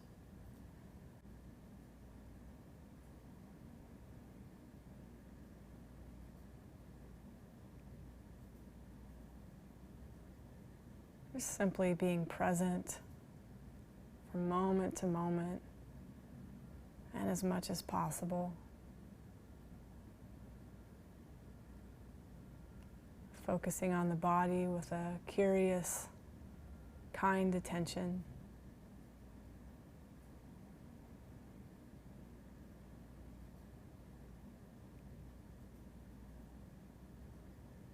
Moving attention to the neck and throat.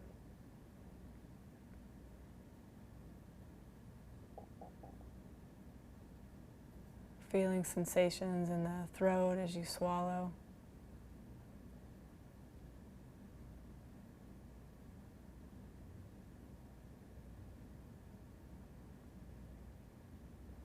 Noticing tension in the neck. Seeing if you can breathe into this space.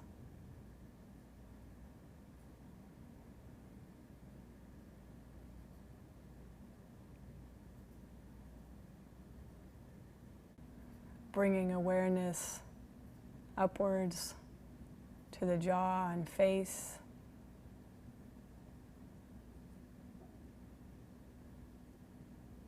Noticing if the jaw is clenched or relaxed.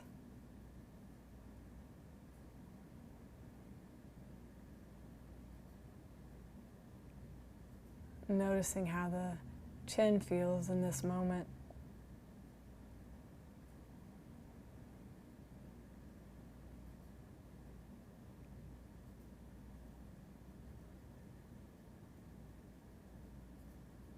Noticing sensations of the lips and around the mouth.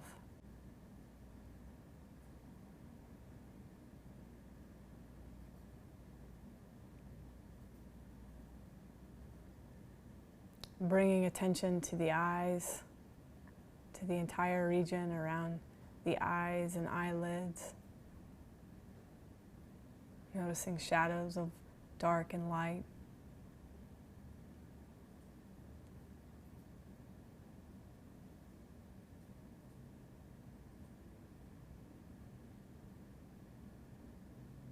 Noticing the forehead.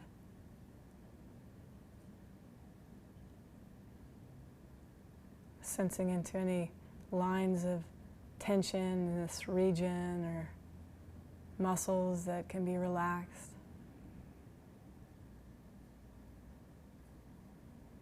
Just noticing what's here now.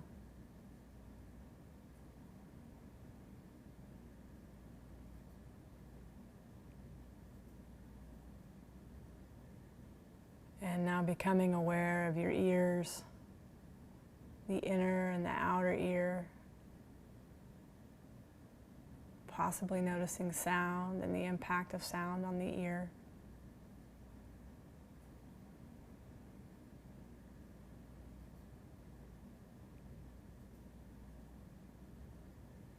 Letting the entire face rest in stillness.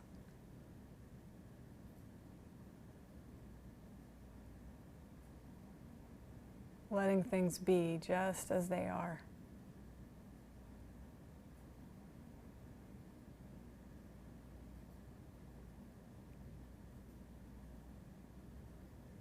Bringing attention to the back of the head. If you're lying down, you might notice how it feels where your head makes contact with the floor, supported by whatever you're resting on.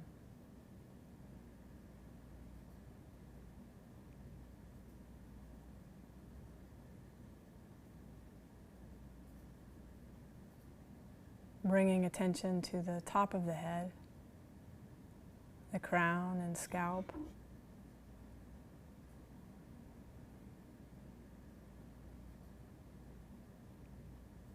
And now the entirety of the head.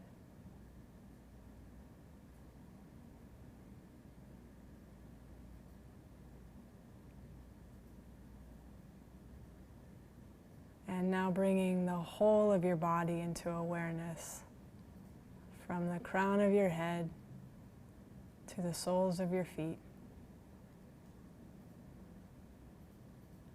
The whole body lying here.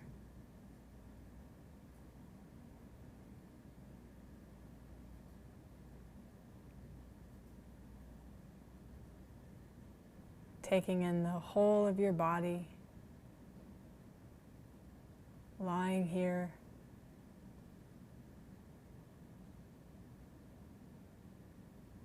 breathing here,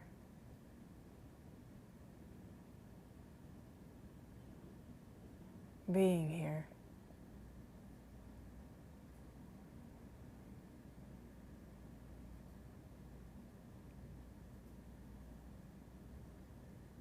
Being present for each moment, for each breath.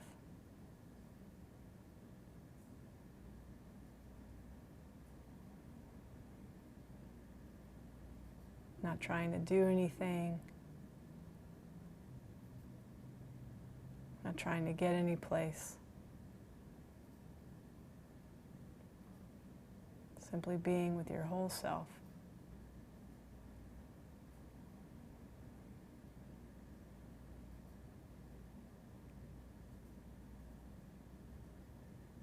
And as the meditation comes to an end, taking a moment to acknowledge your ability to attend consciously to the moment-to-moment experience of this body, this mind, and this heart.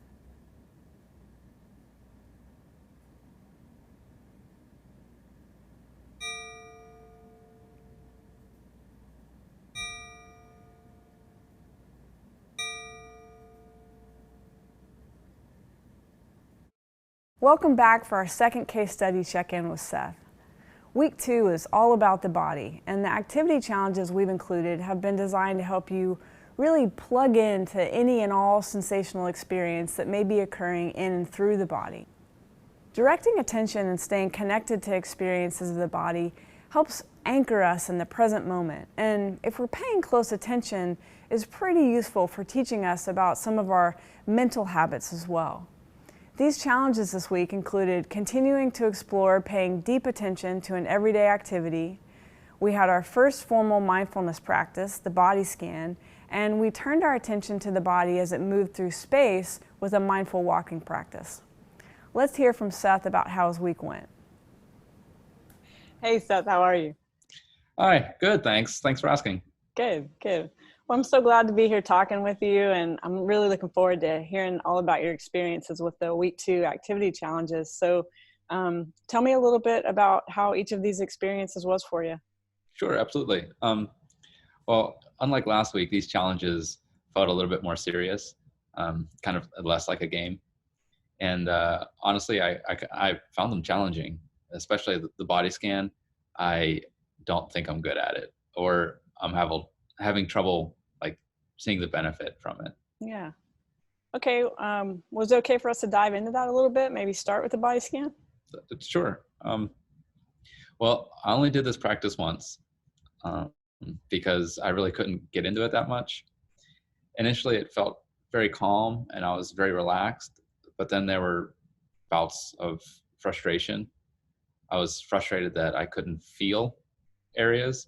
Like I think he lost me like somewhere in the lower legs, and I couldn't get a terrible pop song out of my head for most of it, which was irritating and made me feel like mentally weak.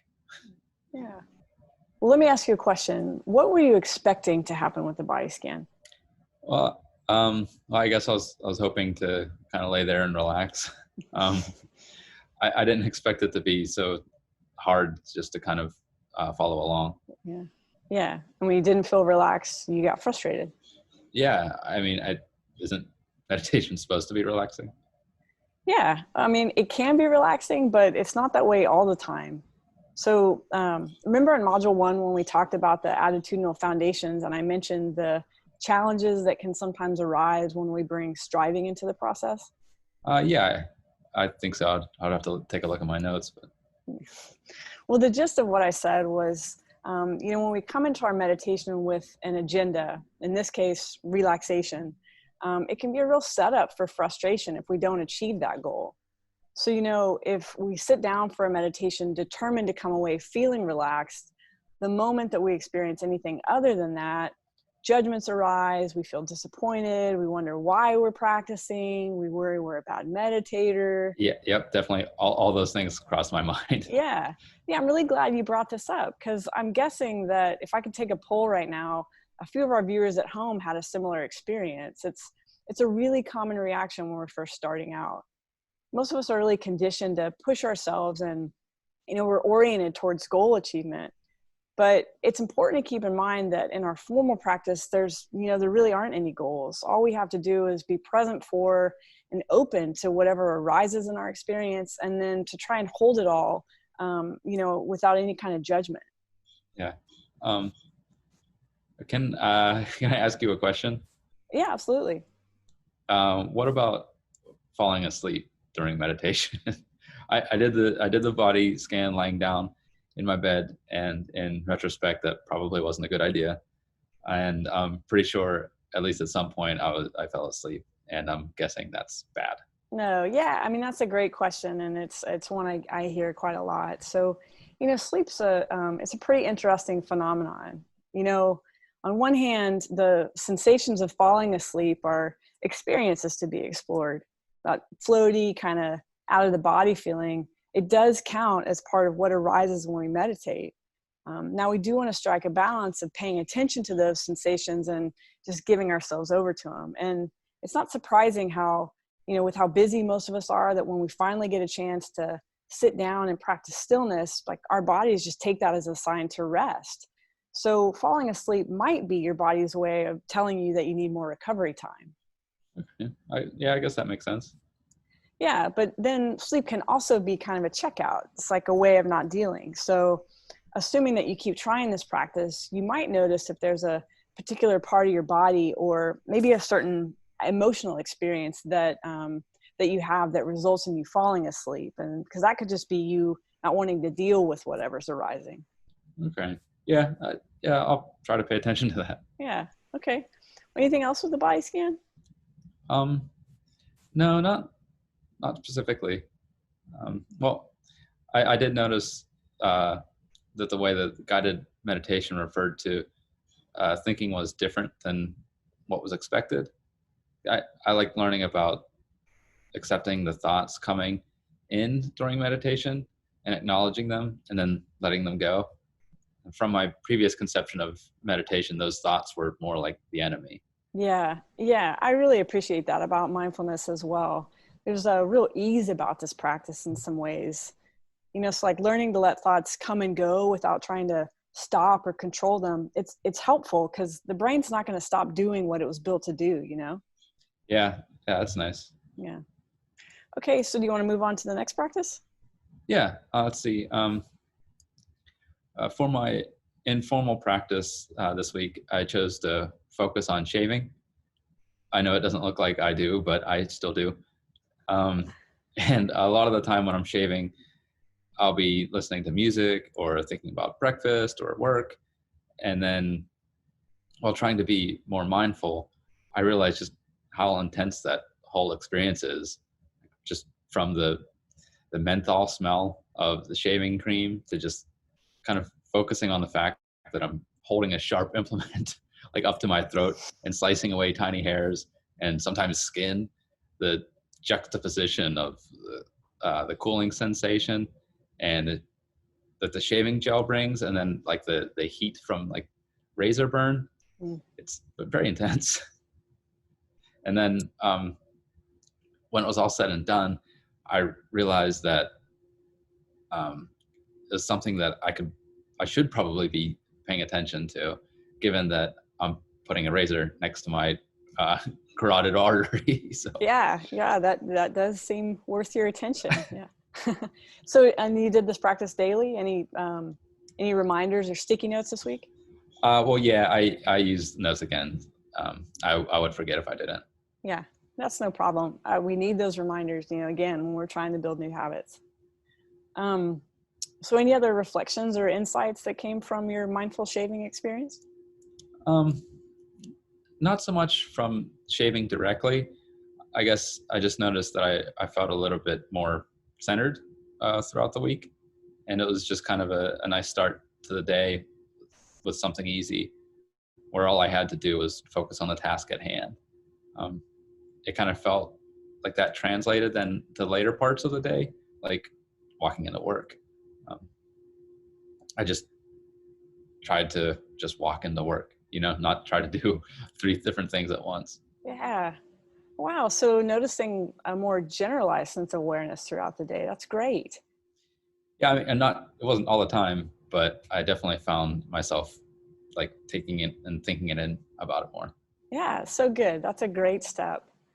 What about the mindful walking experience? Tell me a little bit about that. Well, this one was kind of hard just because I realized how much I don't trust myself without the use of my sight. So, but I also kind of from a egotistical standpoint, I wasn't sure what my neighbors must have thought seeing me do that. Lurching around. Yeah. So noticing some thinking there. Yeah, it was definitely a lot of thinking. Yeah. And then so what else is kind of in there for you? What do you mean? Well, you said you didn't trust yourself. What does that mean? Oh, yeah.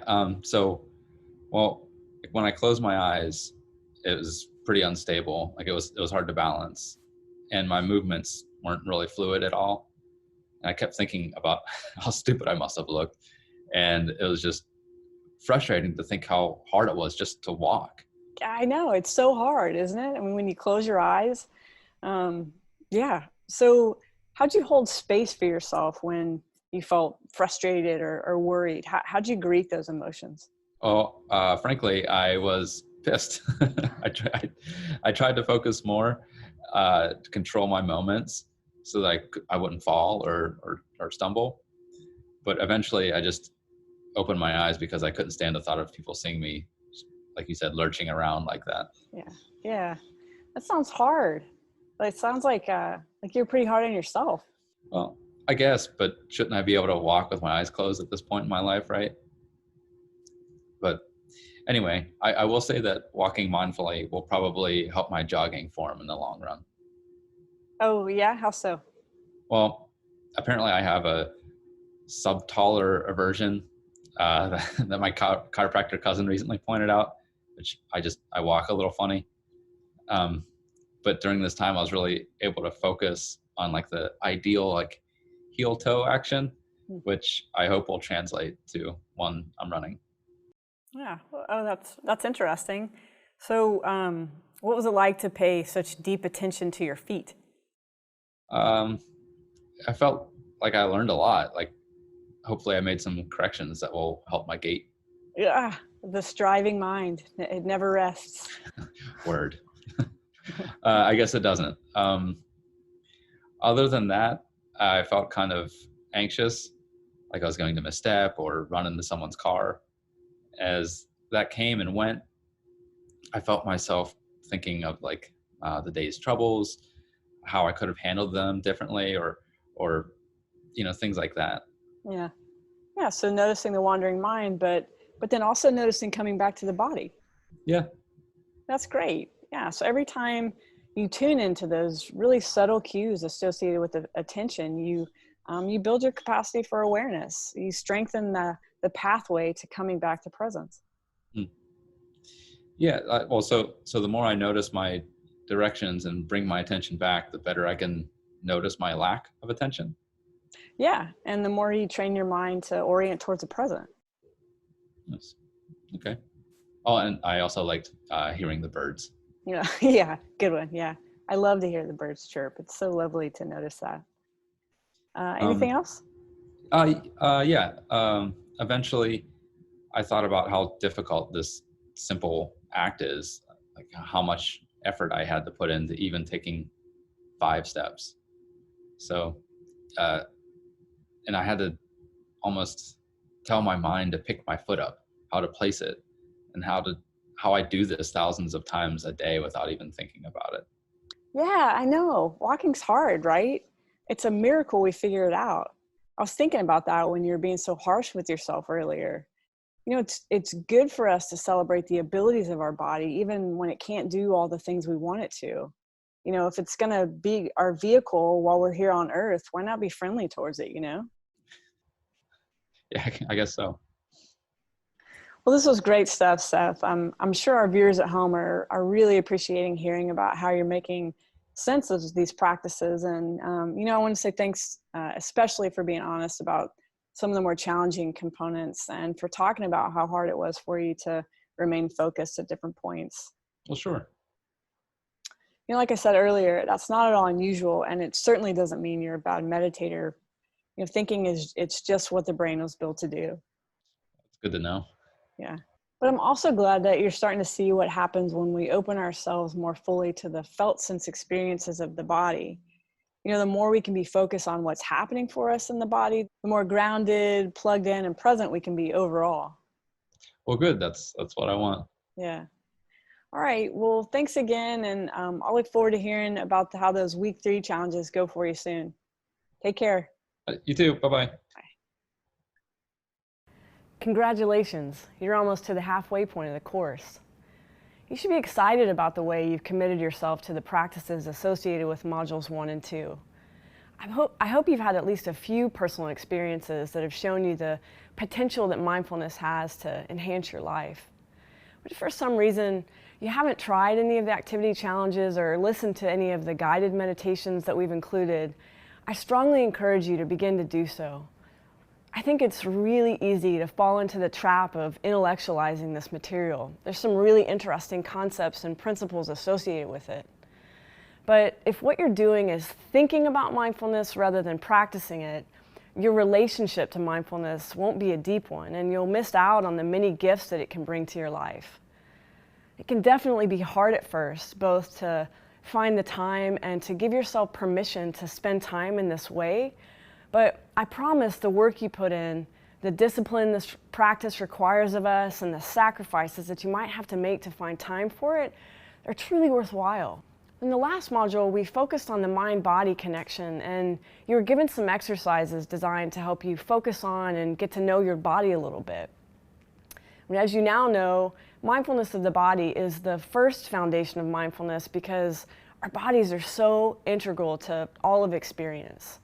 When we pay attention, we can see how much life and energy flows through the body, electrifying us from the inside out, guiding us into behavior, and reflecting our inner state of being. For example, maybe at some point this week, you felt tender towards and connected to someone that you care about. If you were paying attention to what was happening in your body, you might have noticed a softening around the eyes and in the chest, and a desire to be close or make physical contact with that individual. This basic drive for affiliation and connection, which is innate in all of us, becomes, or at least can become, apparent to us first and most directly in the body. And this is true for any experience we have that has an emotional quality to it, which is pretty much every experience. But if that surprises you, what I just said about most experiences being saturated with feelings, don't be too alarmed. Many physical sensations are easy to miss, and some even lie under the radar of normal conscious perception. But when we bring a quality of gentle mindfulness to the body, these sensory experiences that sometimes feel vague can begin to show themselves with greater clarity and presence. A great benefit of this practice is the way it helps to bring sensations, emotions, and habituated thinking patterns up to the level of conscious attention. Having these elements rise up into consciousness helps set the stage for increased self-awareness on our part and gives us the ability to evolve mental habits or behaviors that aren't really working for us. After all, we can't change what we can't see. And that's where we're headed in this module. We're going to keep the lens of attention on our internal experience and begin to look more deeply at our emotional lives and the patterns of thinking that sustain them. As we peel back some layers here, I think you'll see that physical sensations, emotions, and thoughts are deeply intertwined. And while these aspects of ourselves are independent, each influence the other and work together to create our perceived reality. But it's important to remember that you're not a victim of these forces. Bringing awareness to our emotions and getting to know the conditioned mind are crucial first steps that help us shift away from patterns and habits that don't serve our well-being. The lectures and activities included in this module will help give you a sense of your emotional comfort zones, and you'll learn which emotions are easy for you to be with and which emotions you tend to avoid or reject. They'll also help you uncover some of the habitual thinking patterns that may be creating dysfunction in your life. For example, maybe you tend to catastrophize when something in life doesn't go your way, or perhaps it's like you to take all the blame for any and all conflict that arises in your life, even when it's not your fault. By the time this module ends, I think you'll see just how gifted we all are at getting in our own way. But you'll also see options for relating to your internal experiences differently, and you'll have some new tools and resources to help you live with greater balance and ease. In a previous lecture, I pointed out that if left to its own device, the mind will habitually wander away from the present moment. If you've been practicing regularly, you may be beginning to notice just how much time you spend replaying the past or projecting into the future, fixated on some aspect of experience that you wish or want to be different than it is. We spend an exorbitant amount of time in our day lost in a kind of virtual reality with pretty limited awareness of what's actually happening in our lives on a moment-to-moment basis. One of the primary reasons for this, and a powerful influence that takes us away from being fully present in each moment, is how we judge our experience as being not quite right in some way. We think, this isn't what should be happening, or this isn't good enough, or a situation isn't what we wanted or expected. And most of these thoughts are involuntary, like a reflex almost. They happen quickly and with little conscientiousness. And these judgments can lead to a series of thoughts about blame, or what needs to be changed, or how things could or should be different. Often these thoughts will take us quite automatically down some fairly well-worn paths in our minds. When we get caught in these narratives, and they can have quite a bit of momentum, we lose awareness of the moment, of what's actually going on in life all around us. And the ironic thing is that even though we think we engage in this type of rumination and analysis in order to figure out how to fix whatever aspect of experience we've problematized, what we actually do is take away our own agency. When we lift out of the present reality, we diminish our freedom to choose what, or if any, action needs to be taken. But this tendency to continually judge our experience as not being quite right does more than just lift us out of the present moment. Our thoughts and the mental filters that we have for interpreting and labeling events have a direct impact on our internal emotional experience. There's a saying in psychology, what you think is what you feel. And I don't know about you, but when I think something should be different than it is, what I feel is bad. Whether it's anxiety, frustration, resentment, or disappointment, my internal experience isn't a pleasant one.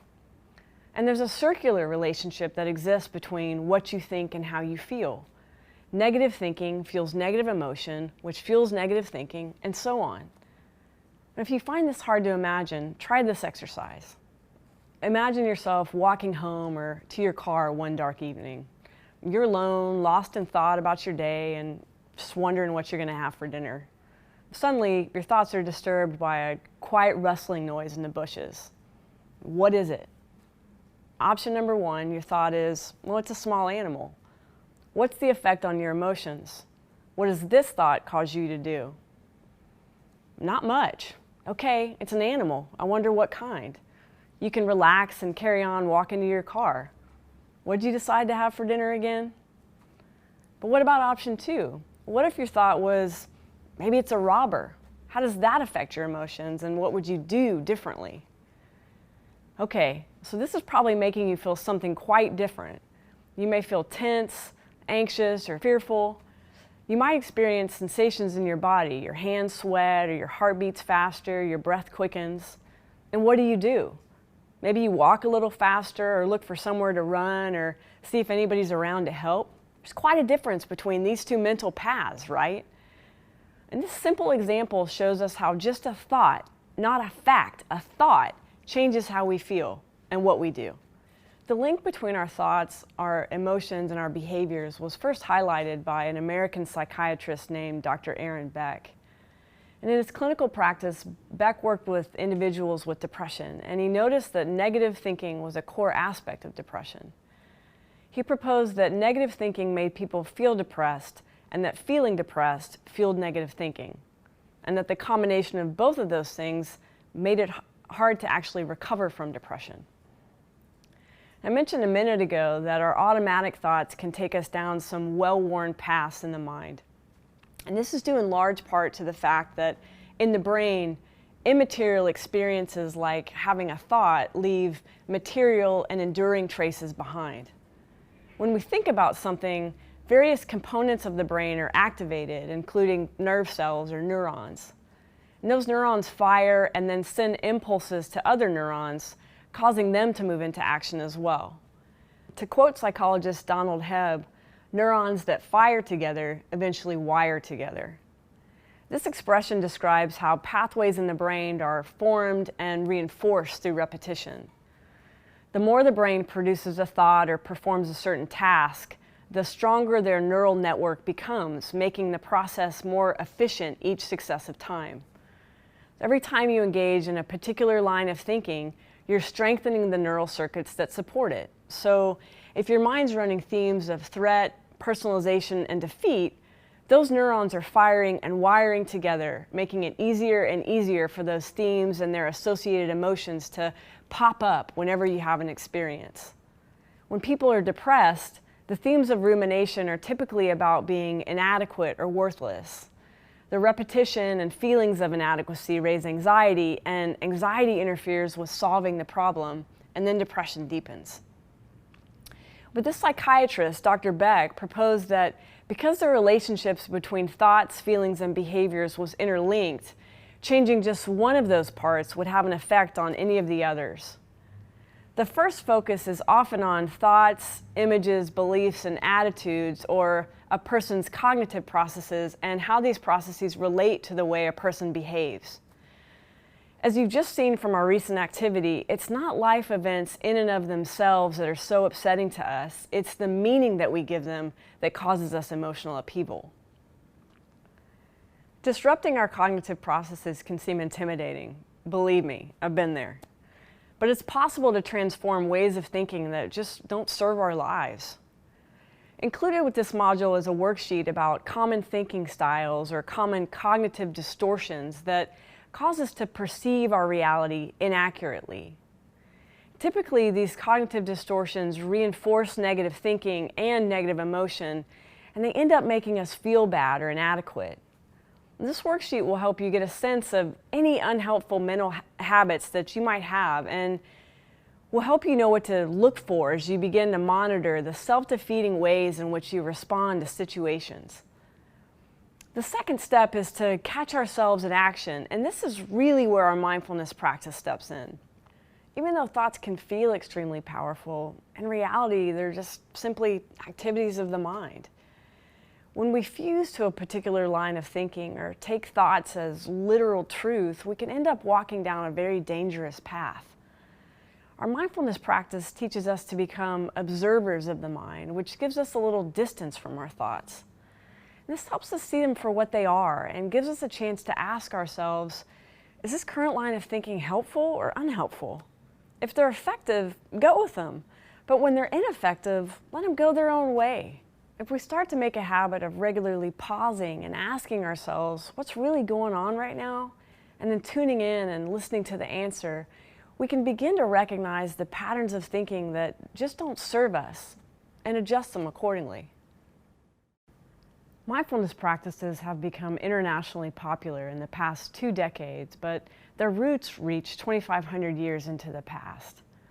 While these practices have assumed different forms over the millennia, their purpose, which is to end human suffering, has remained constant.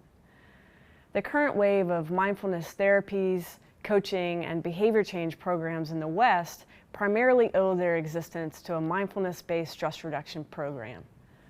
The program was developed in the late 1970s by Dr. John Kabat-Zinn, a former professor of medicine emeritus at the University of Massachusetts. The effectiveness of this 8-week program to lower stress and enhance well-being has been and increasingly is supported by hundreds of scientific research studies, some of which you likely read about in the previous module. While most modern mindfulness practices, especially those featured in the West, are taught secularly, that is, with little or no mention of their religious connections, there's a wealth of knowledge and insight concealed in its Buddhist roots. Now, I don't profess to be a Buddhist scholar, and certainly I encourage you to explore the basic tenets and theories of Buddhism for yourself, but I did want to share a few core components of Buddhist philosophy that reflect some interesting truths about universal human experience and give us a new position to work from as we consider how the practice of mindfulness can help us alleviate our suffering and enhance our lives. I want to add here that you don't have to become a Buddhist or abdicate your current religious beliefs to appreciate or see the value in some of the teaching associated with Buddhist philosophy. Like you've heard me say multiple times already, there's great benefit that comes when we approach things with an attitude of open curiosity, and I hope regardless of your religious orientation that you'll do that now. Okay, now that I've offered all those disclaimers, let me share an old Buddhist story with you that goes roughly like this. One day, Buddha sat down under a tree to take a rest and meditate, and as he did, he paused and looked all around him. When he did, he began to notice just how beautiful the countryside was. He saw the circle of life around him. Everything seemed beautiful. Flowers bloomed and the leaves caught the sun. But in the midst of all this life and beauty, he also saw grave unhappiness. The flowers he watched bloom eventually withered and died. He saw a farmer beating an ox in the field. He saw a bird eating a worm and then an eagle eating this bird. Deeply troubled, he wondered why life must turn into death and why living creatures destroy and kill others for sustenance. During his enlightenment, the Buddha found the answer to these questions. Through his meditations, Buddha realized that everything in the physical world, including mental activity and psychological experience, is marked by 3 characteristics. The first characteristic that Buddha realized is that everything is always in process. According to his teachings, life is comparable to a river. Just like water molecules join together and give the appearance of one continuous flow, life is actually a successive series of different moments joining together to give the impression of one singular experience. But in reality, our lives and everything all around us is actually changing every moment. This is true on a cellular level. We know that cells in all living bodies are constantly dying off or dividing themselves or regenerating, and this is true energetically as well. Our lives are continually shaped by causes and effects, and we move from one state of existence to another. The river of yesterday is not the same as the river of today. The river in this moment is not going to be the same as the river of the next moment. Now, what in the world does this mean? It means that everything is impermanent. Everything. From concrete structures to the universe itself. Relationships, ideas and opinions, world powers, careers, and yes, even you and me. And maybe you hear this and say, well, I know that, and you do. On some level, we all do. The problem is that even though we know it, it terrifies us. We still cling to things with the hope that they're permanent because as long as we're alive, we want them to go on and on as well. I have a dog at home that I'm just crazy about. He's my best friend, and he's taught me so many things about unconditional love and loyalty. I love being with him. I love our life together, and I love our routine. But he's getting older, and chances are he isn't going to be here for as long as I am. And when I think of this and of losing him, it fills me with deep sadness. It makes me want to throw my arms around his big, furry neck and just never let go. But if I accept that all aspects of the natural world are impermanent, that everything has a life, then I can stay present and love him big while I have him, but not get lost or overwhelmed by my desire for him to be with me forever. Because of my mindfulness practice, I can spend my remaining time with him making every moment count rather than wasting it because of my preoccupation with what's going to happen down the road. Accepting impermanence doesn't mean that we don't attach to things or that loss suddenly becomes easy. It means that our attachments don't own us. If we can learn to cling less, we're not as undone when a relationship ends, a job is lost, or when people or animals we love die. Our acceptance of the inevitable allows us to go with the flow of life, be more grateful, and it gives us more grace and resilience during the time of great loss. And there's an even sunnier side to our acknowledgement of the fact that everything's impermanent. If we believe that everything is always in process, always evolving and changing, and if we include in this category moods, emotions, and experiences, then we don't have to panic when negative emotions or circumstances come our way. They too shall pass. Now, this isn't a theoretical truth that I'm asking you to accept. It's a concept that I'm asking you to consider and explore in your own life. Find the areas where you feel stuck in grief or loss, or where you cling because you expect and desire a situation or a relationship to last. Ask yourself, what might change if you trusted impermanence? What would it do for your suffering? A second truth about life that Buddha noticed is that it's both impersonal and imperfect. No matter how good we are or how hard we try, each one of us will inevitably experience 10,000 joys and 10,000 sorrows in our lifetime, and no one will escape unscathed. Both joy and beauty and pain and sorrow are inherent in the human condition. But Buddha also said that while pain is inevitable, suffering is optional. He pointed out that it's our relationship to the difficulties in our life that's what's problematic. In fact, it could be said that the majority of our suffering is actually caused by our reaction to the difficulty.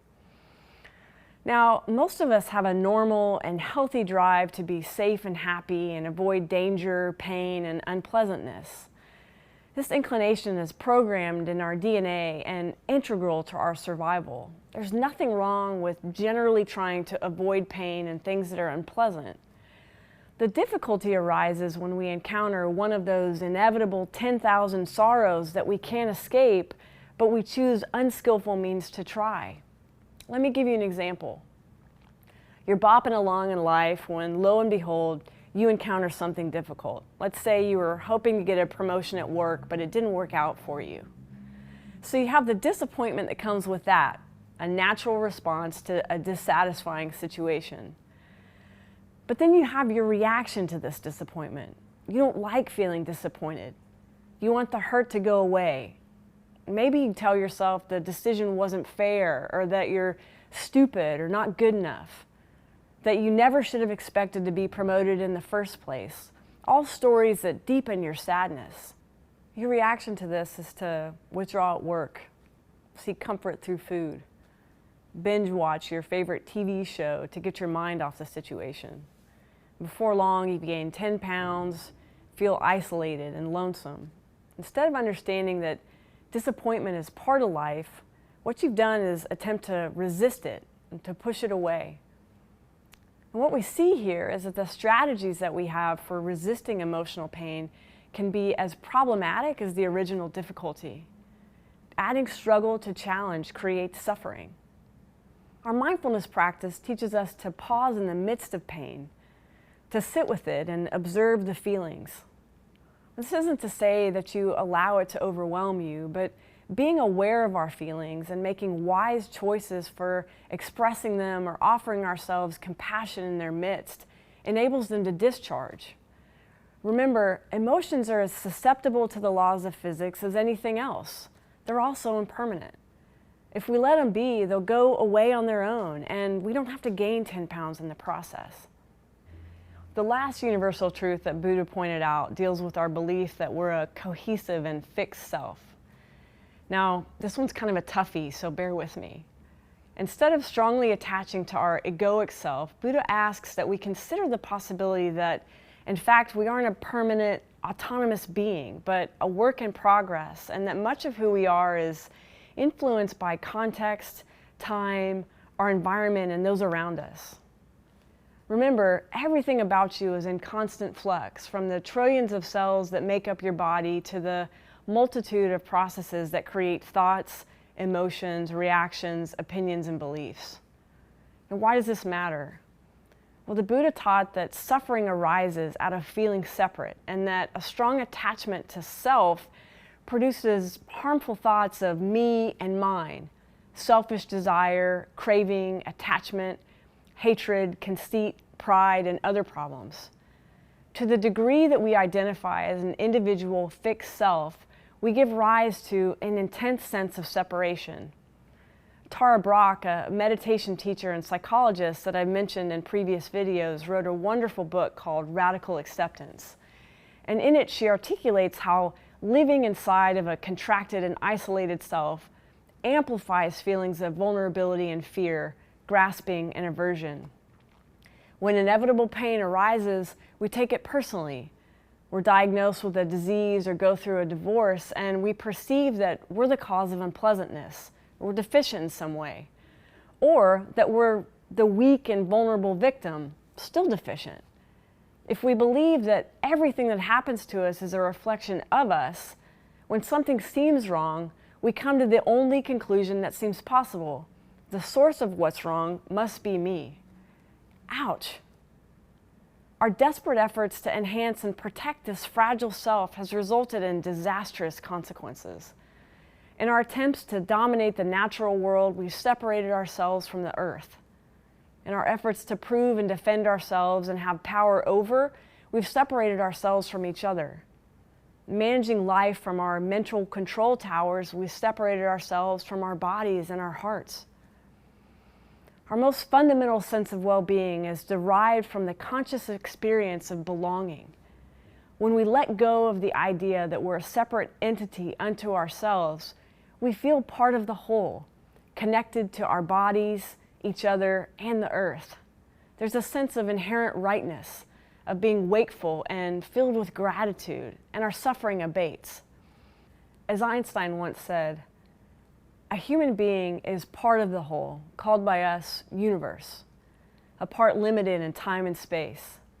He experiences himself, his thoughts and feelings, as something separate from the rest, a kind of optical illusion of consciousness. This delusion is a kind of prison for us, restricting us to our personal desires and to affection for a few persons nearest to us. Our task must be to free ourselves from this prison by widening our circle of compassion to embrace all living creatures and the whole of nature in its beauty. This might feel like quite a bit to process, but in essence, these three truths are relatively simple, and trusting them is surprisingly transformative. For me, they've created a framework for my experience that's given me greater peace and has helped me be more skillful in dealing with the challenging aspects of my day-to-day existence. But don't take my word for it. Go see for yourself how these universal truths check out while you use the practice of mindfulness to explore your life. Whew! This module was loaded, wasn't it? I told you in the beginning that by the time this module ends, I thought you'd see just how gifted we all are at getting in our own way, and I hope that point was made. But I also hope you got some insights for how you might begin to relate to your internal experiences differently, and that you can see ways for living with more peace and ease. This material is dense, so take some time to process all the information that was shared and consider it as you begin to look more deeply at your own life. The activity challenges associated with this module have been designed to help you personally apply what was discussed. We all engage in ways of thinking and behaving that don't serve our well-being, but bringing kind attention to these habits is a great first step towards shifting away from our more self-defeating tendencies.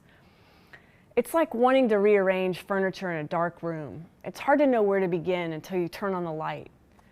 Do your best to be gentle in this process, and I look forward to hearing from you how it goes.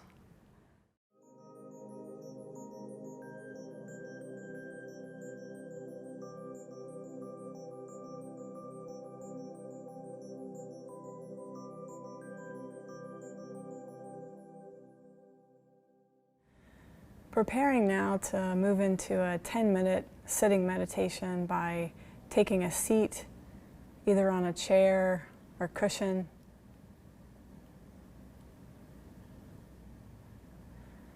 And finding a posture that allows you to sit with ease, with an upright spine and the head settled directly over the neck.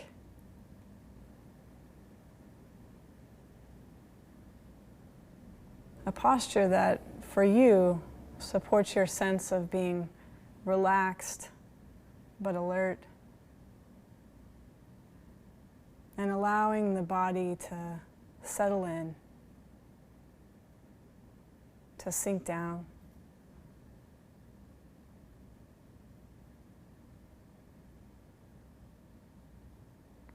Letting go of all that it took to get here, all the busyness, all the doing.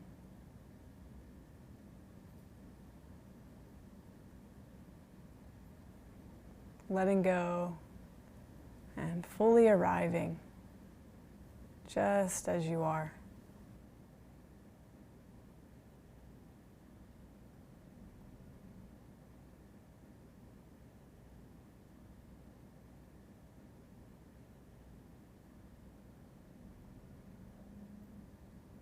Being here just as you are.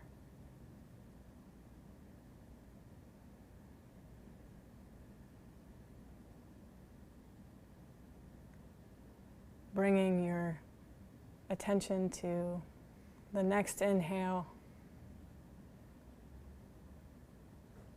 followed by the next exhale.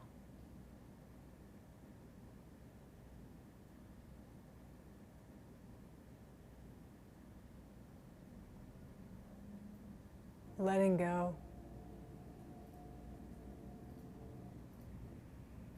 Dropping down.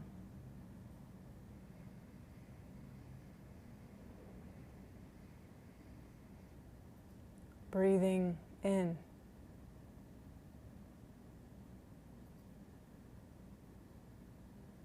Breathing out.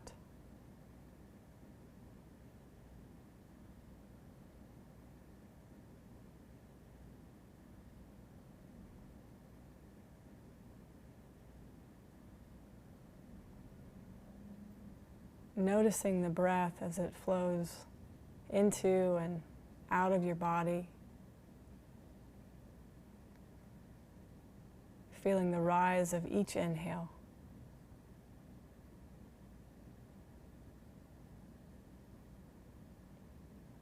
Noticing relaxation on the exhale.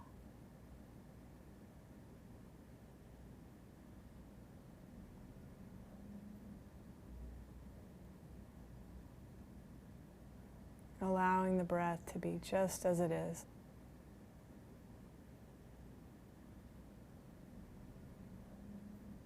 Simply noticing the rhythm of the movement, like you're riding the waves of your breath.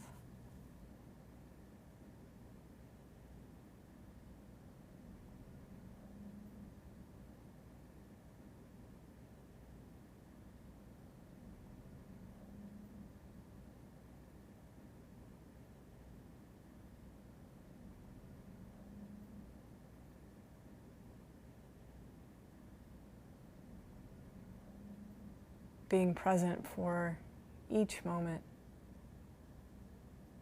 for each breath.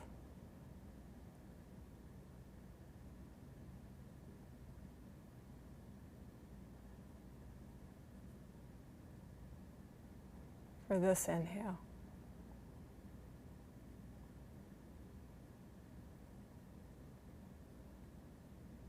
For this exhale.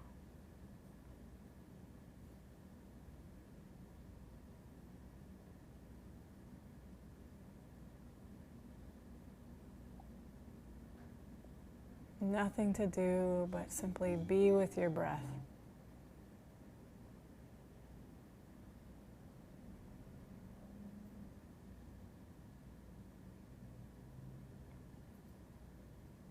Resting in awareness of the breath.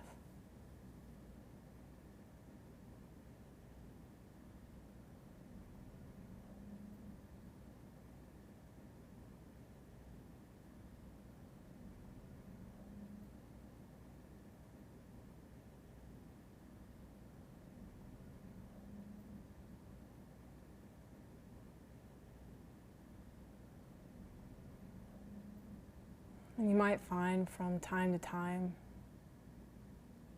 that your mind will wander off into thoughts, daydreams about the future, worries, plans, memories. And whatever the thoughts may be, knowing that this wandering of attention is not a problem. This is just what the mind does, what everybody's mind does. And when you notice that your attention is no longer on your breathing, without judgment, simply bring your attention back to the breath.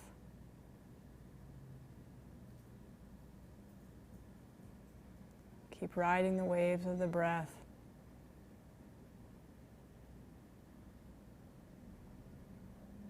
Fully conscious of the duration of each breath from moment to moment.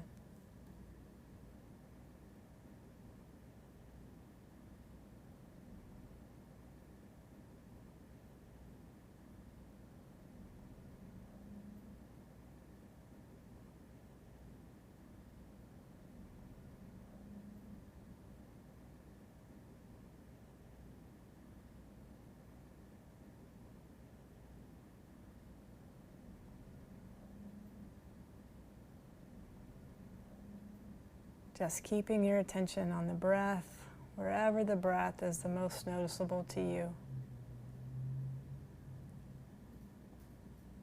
Perhaps it's the rise and fall of the belly, maybe at the nostrils.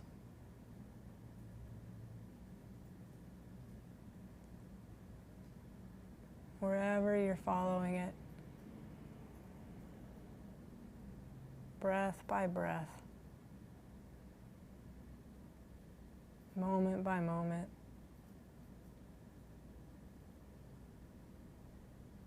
allowing the breath to anchor you, right here,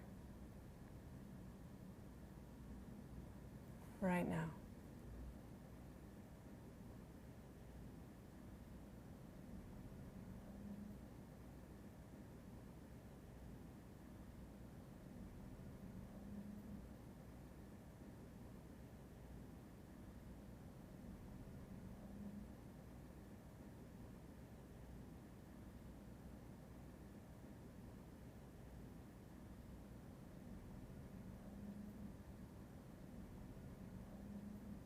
Staying fully in touch, just its breath coming in, just this breath going out.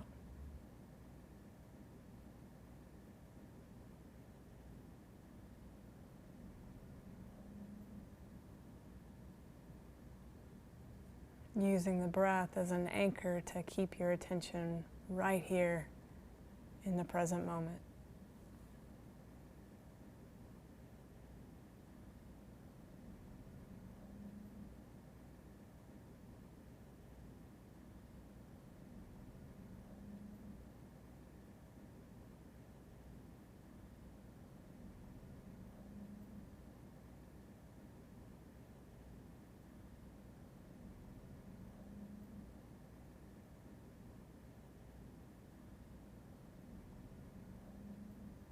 And when your attention wanes or wanders off the breath, noting where your mind is gone, and then gently and without condemning yourself for it, without clinging to the content of your thoughts, or feelings, or rejecting them, just letting go and bringing your attention back to the breath.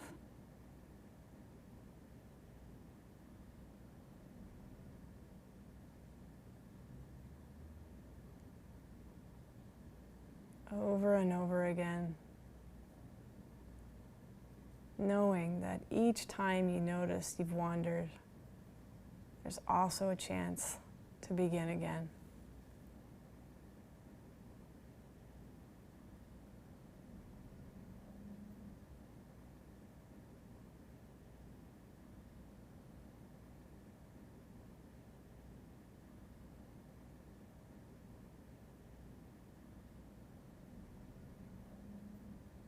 Letting your practice be very simple. Breathing in, knowing, breathing in.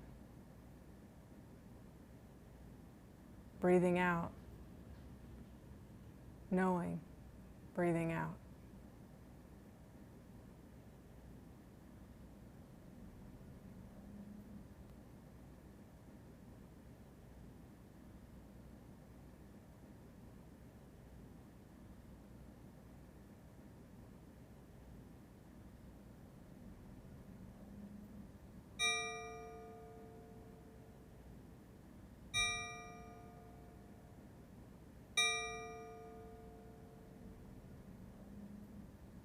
Hey, I'm really glad to be here today talking to Seth about his experiences with the Week 3 challenges. This week, we focused on exploring our inner landscape, and the activities associated with the module included a sitting meditation focused on the breath and body, and a written reflection which was aimed at helping us reframe a current challenge through the lens of mindfulness. Let's let Seth take it from here. Hey, how are you? Hi, good, thanks. Good. Well, I'm really glad to be here with you talking about these Week 3 challenges. It's kind of a big week. Tell me about it. What did you notice? Well, it seems like these keep getting harder and harder. Is that what this is about? Yeah, I'm trying to, make it seem real fun in the beginning, and I'm sucking you into this more challenging. Started off with like yeah. some games, and then make me think all of these hard, tough thoughts. But seriously though, this week was challenging, but it was rewarding too. Personally, I got more out of the seated meditation than the body scan. I felt like I could do that better, if that's such a thing. See, I'm making it a competition. Yeah, so that I could do that better than the body scan, but I felt like I was getting frustrated, like less whenever I couldn't feel things of the body. Yeah, I remember that you mentioned that last week. Yeah. So like it was easy for me to feel my tailbone and my feet when instructed to do so in the meditation. My mind didn't wander quite a bit about what was going on the day, but focusing on my breath helped focus my shift back into the body. And then when it was really difficult, I imagined my breath having a color to it. I love that. I love that. And I'm also hearing you say that you noticed the mind drift into planning, but then came back to the breath. That's great. Yeah. And I read that or tried that at some other point, and it worked for me. So I made my breath have a color for this one too.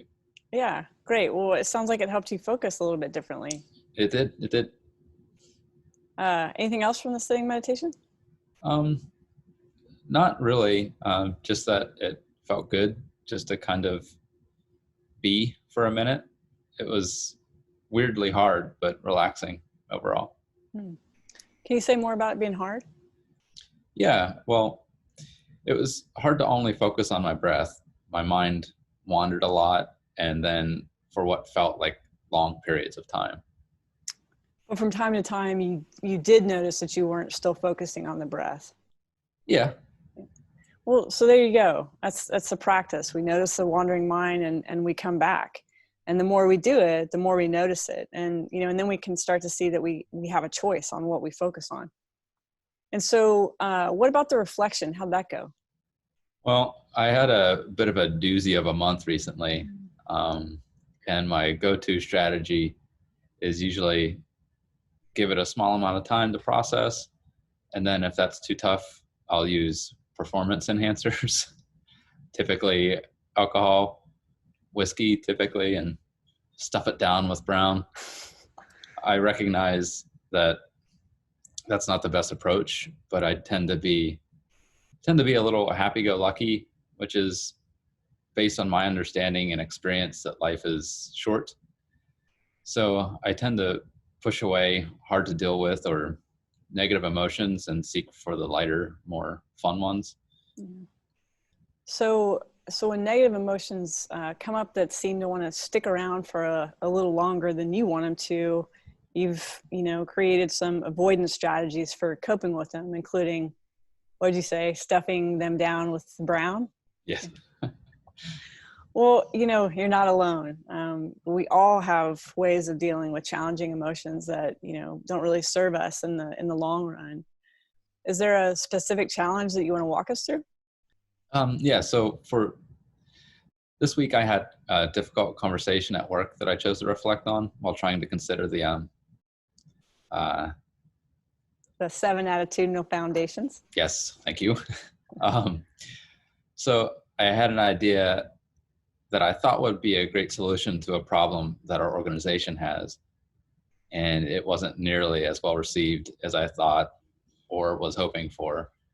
I'd put a lot of energy into this, and to see it fall flat, it sucked.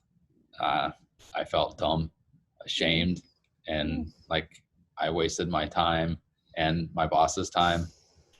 So I coped the way I described earlier, and while I was able to ignore those feelings I had, it was only temporary. So when this idea didn't go over as you'd hoped, you felt embarrassed and ashamed, and then you dealt with some of those feelings by numbing out through drinking? Yeah, again, I typically don't like to harp on the negative emotions, so that's why it was easy for me to think about, what if I don't judge this situation? I know I seem to focus a lot on judgment, but I think that's a tenet or process that I have the most trouble with. Yeah, well, you're not alone there. Judgment's a tough one for a lot of us. And at first, I was thinking, don't judge myself or blame myself for having these feelings. But then I thought a little further and thought I was judging the whole situation as bad.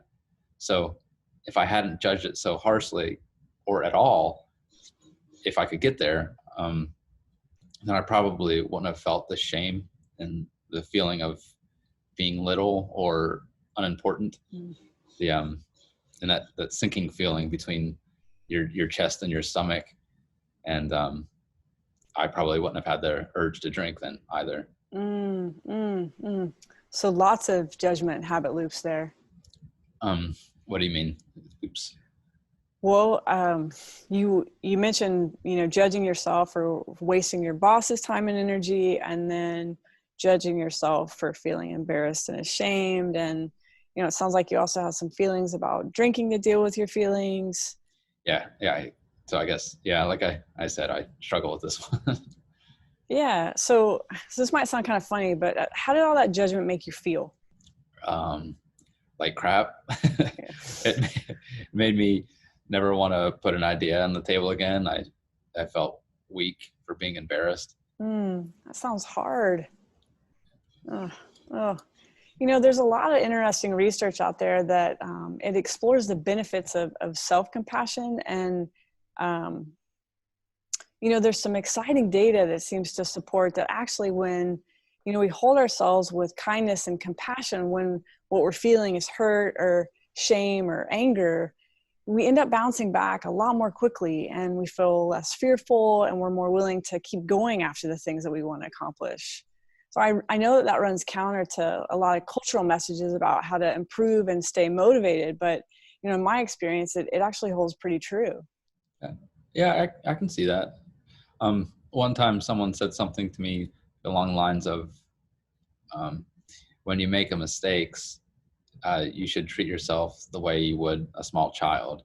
Like, you wouldn't shame them or make them feel bad about themselves. Just kind of help them and see what went wrong, and then maybe give them a hug and let them be on their way. Yeah, especially that hugging part. We all need that. Well, it sounds like you have kind of a wise friend out there anyway. I'll tell her you said so. Yeah, thank you, yeah. So you think you'd be willing to kind of play in that more compassionate space? Maybe the next time you notice harsh judgment or self-criticism, seeing if you can bring in a more compassionate quality to balance that out a bit? Well, I can certainly try. Well, thanks, Seth. I know this module and, these practices this week were tough in some ways.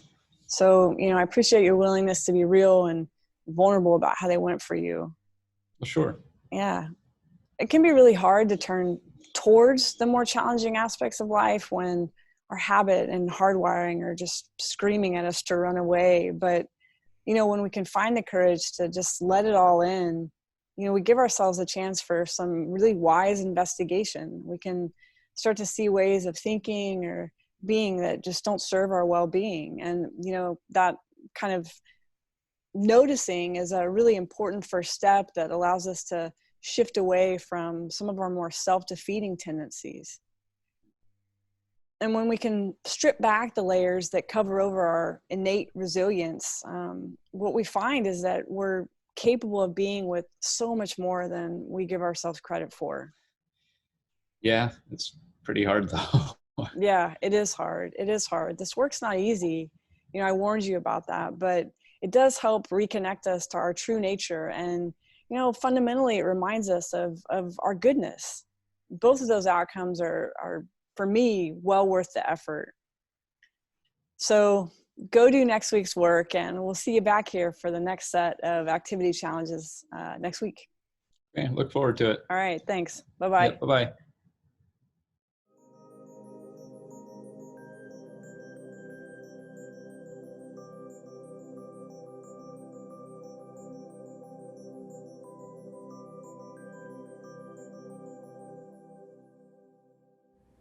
Settling into a posture that for you feels representative of dignity, wakefulness.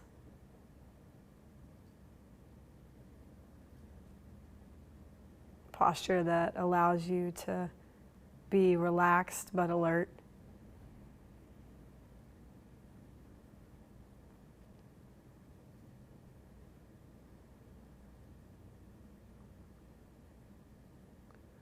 Allowing the hands to settle into the lap.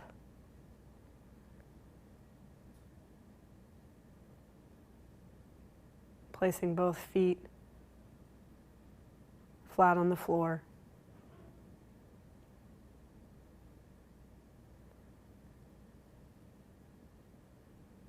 You might scan through the body and notice all the places where it makes contact with the chair or cushion.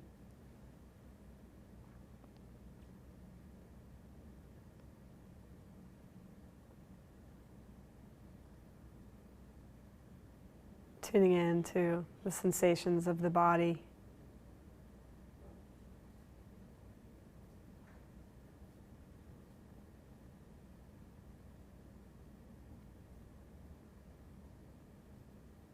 Dropping down and giving yourself permission to take time that's just for you.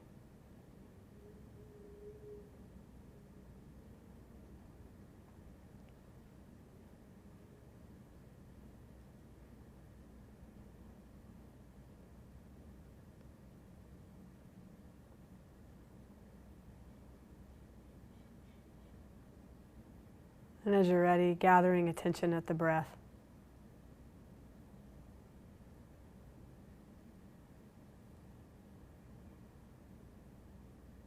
Noticing all the sensations of the inhale and all the sensations of the exhale.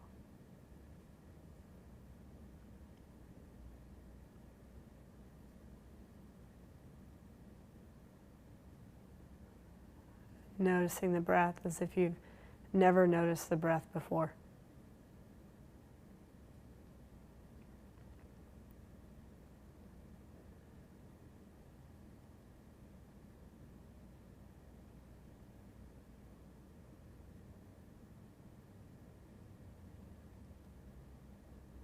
Sometimes when we turn attention to the breath, it's the natural inclination to want to control it or manipulate it in some way, and you can just let the breath be exactly as it is.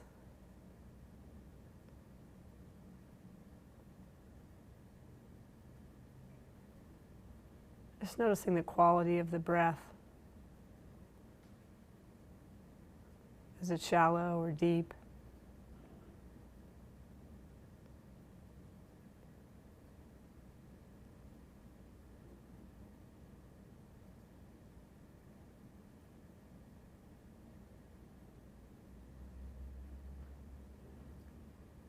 Noticing the frequency of the breath.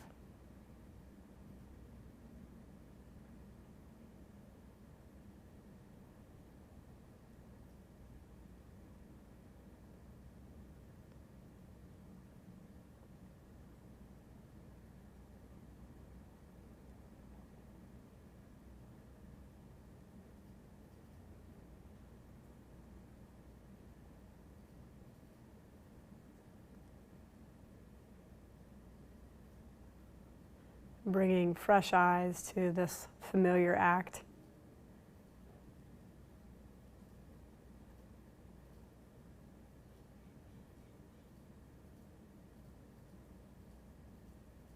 Perhaps noticing airflow into and out from the nostrils. Cool air on the inhale. Warm air on the exhale.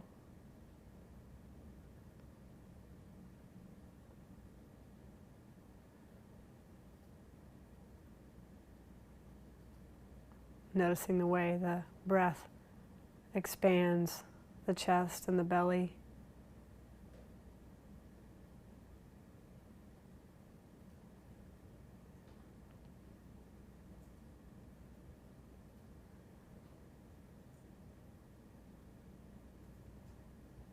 Noticing sensations of relief and release on the exhale.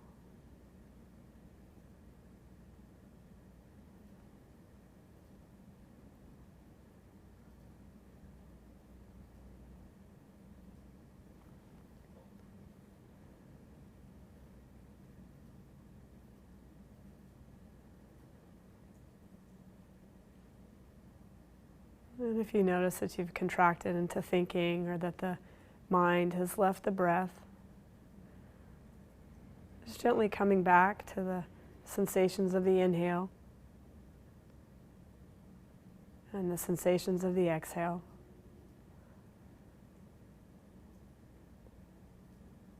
The wandering mind is only a problem if we make it a problem.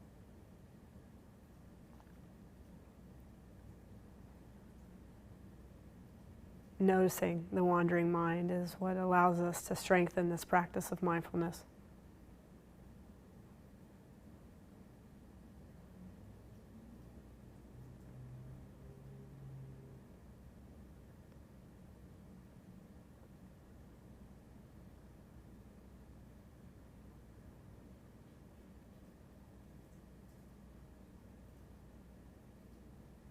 Just riding the waves of the inhale and the exhale.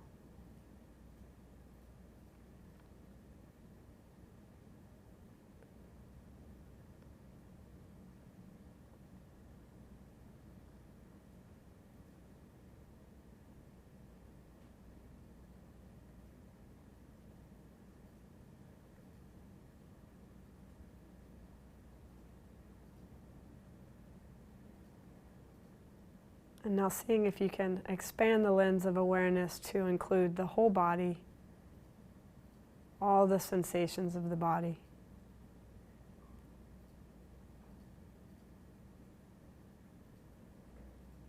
It's a breathing body.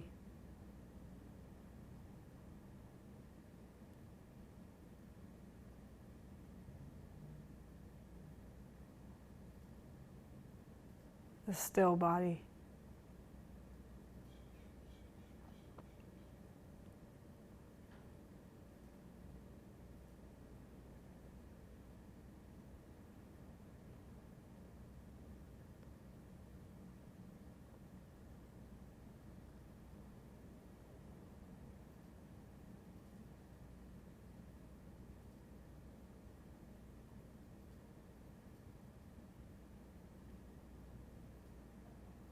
Allowing sensations to pass into and out of awareness.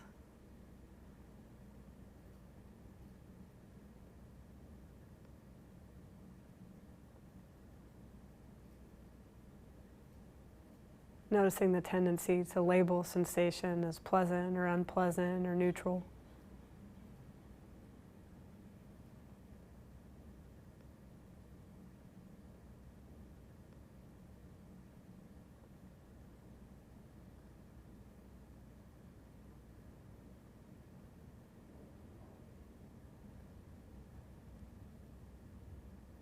You might notice how dynamic these sensations are, how much they change and shift.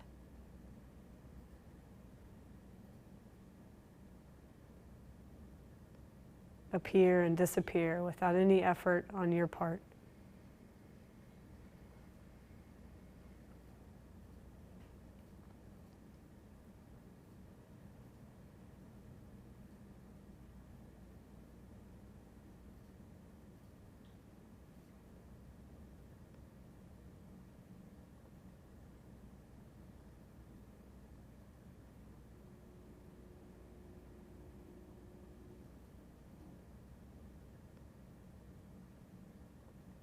Over and over again, as many times as you need to, returning to sensations of the body.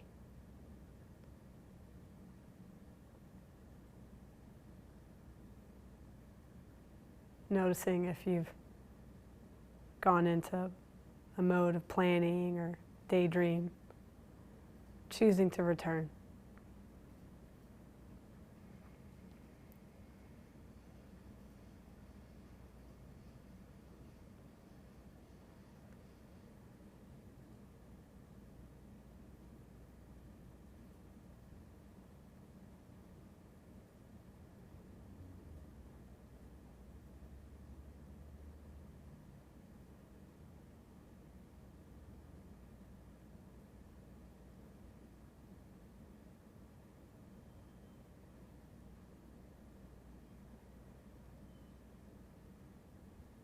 And on this next breath, once again, narrowing the lens of attention and returning to the sensations of this breath.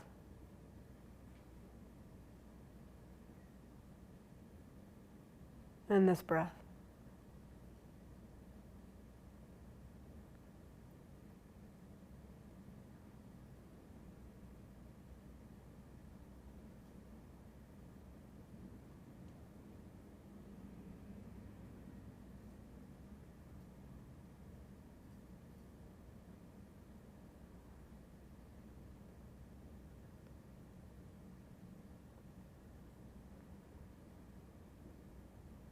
Your oldest friend, greatest ally to anchor you in the present moment.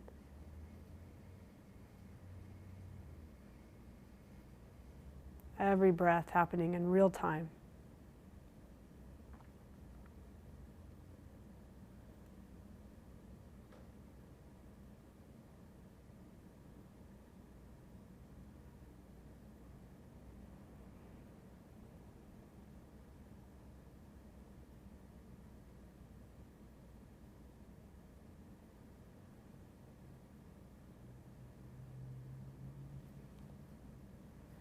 Beginning to deepen the breath.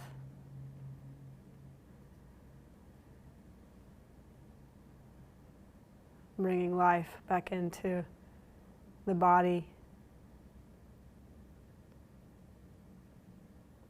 Wiggling the fingers and the toes.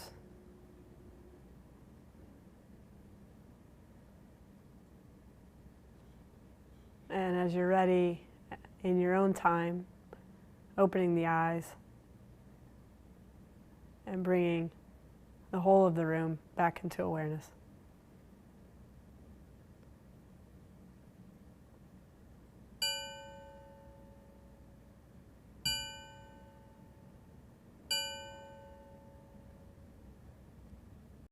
Now that you have a deeper understanding of mindfulness and have had some exposure to the practices associated with it, it's time to talk through how you can incorporate it into your daily life.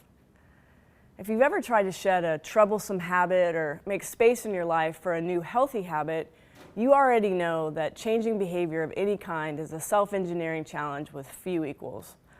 But trying to establish a mindfulness practice can be especially difficult. You may be wondering why that is, and I get that because conceptually it's relatively simple to understand. But as you've heard me say a few times in this course already, it's not all that easy to actually do. To become a real habit, mindfulness requires a significant personal commitment and a willingness to have some of the oldest parts of your thinking and being challenged. When I start working with new mindfulness groups, I always remind folks that this is a life practice. Growth and maturation as a mindfulness practitioner are a critical part of the process, and it's not always painless. In my personal experience, self-awareness can be incredibly humbling. I've discovered things about myself in and through my practice that have been really hard to be with. But if you can find the determination to persevere and you're willing to face parts of yourself that might need some evolving, you can give yourself a real chance to reap some of the greatest benefits mindfulness has to offer. In this module, we're going to take a look at some of the nuts and bolts of establishing a practice, like how to make time in your day and where you might choose to meditate. We'll also talk about some of the most common barriers for people, and I'll provide some tips for dealing with those challenges. By the time the module ends, you should feel prepared to make the formal practice of mindfulness a regular part of your day-to-day life and hopefully feel inspired and committed to doing so. In this session, we're going to talk about some key elements to remember as you establish your new mindfulness habit. If you can keep them in mind as you begin to practice, I think before long you'll have a pretty solid foothold on this journey. So let's begin with a few things to consider before you get started. First, it's important that you have a clear sense of purpose for why you're doing this work. As I mentioned in the introductory video to this module, changing behavior and adding new habits is no easy feat. For real change to be successful, it needs a positive platform to launch from, which means you need a positive, self-edifying reason for taking on the challenge. Of course, I could go on and on about the benefits of meditation, but why are you interested in doing it? What do you hope to get out of it? If you can connect to a deeper why, for example, I want to be more present for and connected with my partner, this will help motivate you both as you get started and when you feel challenged to continue. One of the best lessons that I've ever learned from my mindfulness practice is that every moment offers us the chance to begin again. Establishing a new habit is hard, and we don't help ourselves when we bring an all-or-nothing mindset into the process. Think of the dieter who's incredibly strict through the week, rotating through the same unsatisfying foods over and over again, carefully weighing and tracking every morsel of food consumed. She becomes so sick of being restricted that her willpower becomes sapped, and instead of finding ways to moderate her diet, she decides to indulge, and then overindulge. For the all-or-nothing thinker, this means that the diet's blown and that the best intentions for change have fallen to the wayside. If we really want to adopt a new meditation practice, one of the first things we have to do is take all or nothing off the table and replace it with a more moderate set of expectations. We can't forget that slip-ups are a given. You're just not always going to prioritize practice. But with the right mindset, mistakes and setbacks can be a step in the behavior change process, not an excuse to stop trying. If time goes by and you haven't practiced for a while, it's okay. Forgive yourself for letting your practice slip a bit, investigate what took you off course, and then with a spirit of compassion, invite yourself to begin again. A next factor to consider prior to getting started with mindfulness meditation deals with location and where you might like to practice. It's a good idea to pick one space that you can meditate in regularly. Having a defined area in our home that we reserve primarily for practice is a nice visual cue that reminds us of our intention to incorporate daily stillness and reflection. You don't need an entire room for meditation. A corner of a room will do. You could even make the space in your backyard or garden if you'd like. Just pick any place in your home and create an inviting, cozy space for yourself that you can begin to associate with stillness and with a special time for yourself that's devoted to your practice. You could decorate this area any way you'd like, but it might feel good to be thoughtful about the objects or images to include in this space. It's generally recommended to go for a minimalist approach to decorating your meditation area so that you can avoid distractions, but you may want to incorporate things like cushions, candles, or lamps, or pick somewhere in your home where there's nice natural light. I like including plants in my meditation space because they remind me of my connection to the natural world. Whatever the case, choose objects that are meaningful to you and do what you can to set this area of your home apart. In addition to creating sacred space and choosing where you'd like to practice, you also need to decide when you want to meditate each day. If you ask around, people with an established practice tend to do it at the same time every day. Think about your schedule and decide when you're most likely to be able to carve out 20 minutes of time. Most people find sometime in the morning to be best. It brings ease into the body and helps set the tone for the day, which helps to reinforce and motivate the behavior. Research also shows that this is when your willpower is the strongest and your mind the most clear. Of course, it doesn't have to be first thing in the morning. Personally, I try and do my mindfulness practice after I've had a coffee, but before I've walked my dog, but it doesn't always work this way. Some mornings are more hectic than others, and on these days, I fit practice in during my lunch hour or at some other point during the day. Remember, all or nothing thinking shouldn't be applied here either. Your baseline should be a time you choose in advance that you'll stick to as often as possible, but on the days where it doesn't happen, be flexible and fit it in when you can. In the years that I've been teaching meditation, one of the most frequently asked questions is, how long should I meditate? And the truth is, we just don't know yet. Even though we've had several insights about what happens to the brain before and after meditation, scientists still haven't determined an optimal amount. In my experience, it's best to approach starting a meditation practice much like you would exercise. Start small, build up slowly, and find your own personal sweet spot. In the beginning, it's important to find a length of time that feels and is doable. This will help keep you feeling confident and motivated. Aim for 10 minutes for the first few days to ease into things, then increase to 15. After a week or so of meditating, bump it up to 20 and see what happens. You can stick with 20 if that's what works for you, or you can continue to challenge yourself to meditate for longer periods of time. But once you reach 20 minutes, try and stay around at least that number. While we've seen increased psychological benefits after practicing for 10 minutes, 20 seems to be the better threshold. I'm pretty sure by this point in the course you figured out that practicing mindfulness regularly would be good for you. But knowing that it's good for you doesn't necessarily mean you'll immediately embark on a new mindful journey.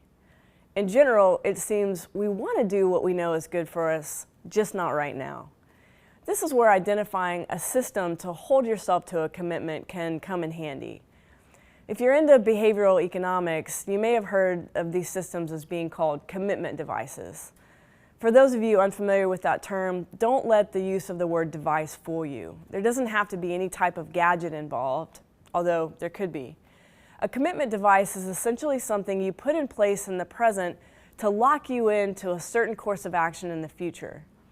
We primarily use them to try and minimize our more impulsive behaviors and also to make it easier to make choices that are in alignment with our long-term goals. An example of a commitment device that could be used to build meditation habit might be to share the number of times you want to meditate this next week on a whiteboard that's visible to your colleagues at work. This is potentially effective because you shared your goal in a public space, which tends to be motivating to most people, and your colleagues can provide support in your moments of weakness. If that one doesn't work for you, you could sign up for a mindfulness course where regular meditation is expected of students. The bottom line is, using some type of commitment device is helpful when you're first getting started with the mindfulness practice because it's not a habit yet, and you'll likely find lots of excuses not to meditate. These days, there are plenty of services and apps that you can use to commit yourself to your goals. Whatever your choice, find some ways to hold yourself accountable to your practice and do what you can to keep them top of mind. So those are some of the more pertinent areas to reflect on prior to getting started. I encourage you to ask yourself questions about the where, when, why, and how, and to be intentional as you begin your journey towards mindful living. If you can create a really solid structure for yourself in the beginning, you'll have a better foundation to build on and grow from. Okay, now go get started. As you've heard me say repeatedly throughout the course, mindfulness is an attentional control practice that teaches us to be aware of experience as it happens. Hopefully, with time and dedication, our practice helps us to both deepen our capacity to be present and be present more of the time. This comes from training in formal ways, as when doing a body scan, mindful movement, or sitting meditation, and in less formal ways, like when paying attention to our senses while washing our hands. This training helps make our experience be more vivid as it relates to the neutral, the pleasurable, and the painful aspects of life. It helps us be present and available to enjoy the good things that life has to offer and supports us to feel our sadness and vulnerability more directly. With regular practice, what becomes apparent is that sometimes mindfulness comes easy and feels natural, and sometimes it's hard as hell. Often, our struggles during meditation come from wanting a different experience than the one we're having. And this is true even of experienced meditators. So now that we've talked about a few things to consider prior to beginning your mindfulness journey, let's focus on some of the more challenging aspects of establishing a new habit and how you might deal with obstacles that arise when we practice. In my practice groups, one of the greatest culprits that tends to trip people up, especially in the beginning, is doubt. Skepticism and uncertainty about whether or not mindfulness will work often plagues people in the early stages of building a practice. Doubtful thoughts that might creep in during meditation may include something like, what is it that I'm actually doing here? Is this even working? It doesn't feel like it's working. Or maybe, am I wasting my time? Sometimes in life, doubt's healthy. It can teach us to look closely and critically at things before we trust them. But if you make a commitment to give this practice a try, questioning the validity of the meditation really only serves to take us away from the experience before it's had a chance to teach us anything. When doubts arise during practice, we have to remember that they're just thoughts, not facts. When you notice doubt, take note of it. You might say to yourself, doubt is here, and briefly turn attention to how that doubt makes you feel in your body. But once you've made note of this, understand that your thinking has caused you to contract from your current experience. So see if you can expand awareness again and gently return to the practice. One of the most challenging obstacles that I had to overcome at the start of my mindfulness practice was simply to sit still. Most of us are doers and problem solvers who like to live life at warp speed, and it can be really difficult to slow down and settle in when the mind's accustomed to being busy. During meditation, you might catch yourself running through a million to-do lists, solving the problems in your life, or thinking about what you need from the grocery store. This is all completely normal. It takes time for the brain to rewire itself so that awareness becomes a more constant companion in our lives. Remember, the problem isn't thinking in and of itself. The problem is thinking without knowing that you're thinking. Noticing the wandering mind is what strengthens our capacity to be mindful. So when you notice that your mind has wandered and you've gone into some kind of planning mode, gently note planning and return to the practice. Can you see a theme beginning to emerge here? Another common barrier comes from feeling irritated during our practice. Irritation in mindfulness practice occurs for many reasons. Maybe we don't feel like we're having a good experience, or there's an annoying noise in the room. Maybe you just have an itch that you can't seem to make go away. While our urge may be to resist the irritation or to do something that brings us relief, it's good to remember the adage, what we resist persists. The work here is to include irritation, or anything else for that matter, as part of the mindful experience. If we can allow it to be there, we have options for either investigating it further or just watching it as it comes and goes from our attention. It may not seem natural to lean into the unpleasant, but I think you'll be surprised by what happens when you do. Recently, I was teaching a mindfulness-based stress reduction course and was leading the class in a body scan. It wasn't too long into the practice before I started hearing the snores from folks who'd fallen asleep. Now, I know better than to take that personally as a teacher because sleepiness is a frequent occurrence in the meditation experience. To me, feeling sleepy during meditation is kind of an interesting phenomenon. On one hand, it's quite common for people with busy lives to begin to feel sleepy when they finally give their bodies and minds a break. Or it could be that they haven't found the right balance between focus and calmness and have unwittingly slipped over into too relaxed a state. On the other hand, sleep can also be a way of checking out. Sometimes when an experience is overwhelming, we shut off from it. So it's good to be curious about whether the tiredness is telling you that you need more rest or that there's a feeling that needs to be expressed.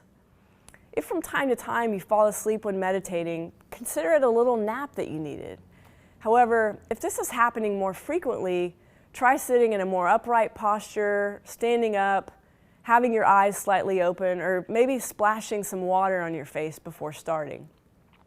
And if that doesn't work, check in on that checking out thing that I just mentioned. Maybe there's something deeper that you need to explore. We talked in the last module about clinging and aversion, and the formal practice of meditation is a great space to explore these phenomena in your life. I said earlier that often our struggles during meditation come from wanting the experience to be different than it is. During your meditation, you might notice that you want to be somewhere other than where you are, or maybe you're hungry and want something to eat, so you start envisioning delicious food options that you can have later. Or maybe before you even start to practice, you tell yourself that your mind's too busy and that you need to be calm before you can begin. Wanting things to be different than they are can be a culprit that stops us from practicing or ignites restlessness and irritation during practice. If the mind is busy wanting to be somewhere else during your practice, see if you can be easy on yourself, simply continuing to notice the thoughts straying and gently bringing your attention back to the object of your meditation. You may ask yourself what you're really needing and see if there are unmet needs or anxieties under your restlessness. You don't have to search for solutions during meditation, but giving the body and mind space and stillness support healthy discovery about our needs and desires. Ultimately, having a regular mindfulness meditation practice seems so simple, but practice isn't always easy. Our brains throw up all these obstacles that we have to contend with. It's not like a light bulb that you turn on and suddenly your life changes. It's a daily practice that might not seem to do much at first. But if you stick with it on a regular basis, you'll realize one day how far you've come and how much your life has changed for the better. Seeing these changes is encouraging and naturally makes us want to practice more. It's heartening to feel even small improvements in inner calm, a more reliable sense of perspective on repetitive thinking, or more enjoyment of the small things. Be forgiving of yourself as you go, and remember, you can always begin again, and again, and again.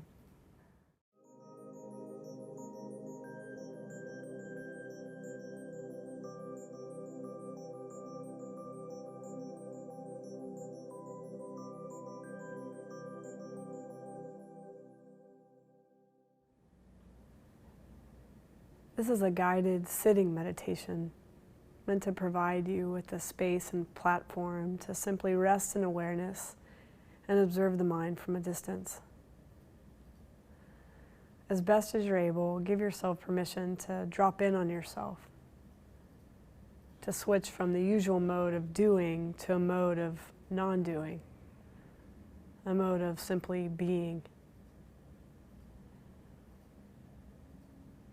You might think of this time as a gift to yourself, time carved out just for you, where you can bring awareness and attention to your whole self, a time for nourishment and revitalization.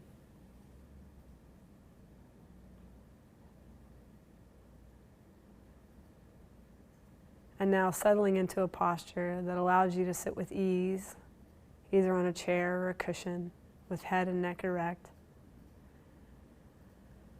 A posture which for you embodies feelings of dignity and self-reliance, wakefulness, stillness, and stability. And if it feels right, setting an intention to bring mindfulness, acceptance, and discernment to each moment.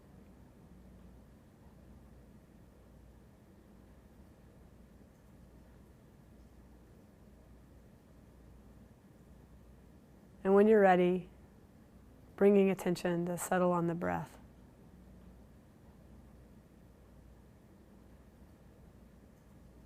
Noticing the breath as it flows into and out of your body.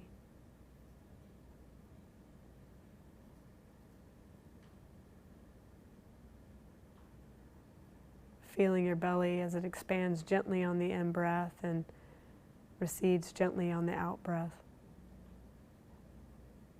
Not manipulating or regulating the breath in any way. Simply noticing the rhythm of the movement, like you're riding the waves of your breath.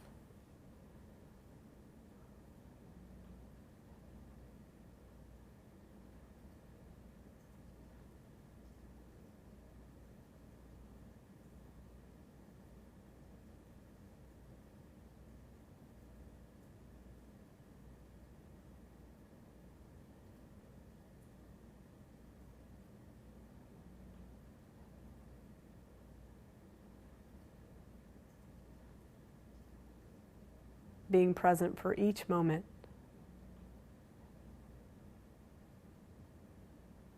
For each breath.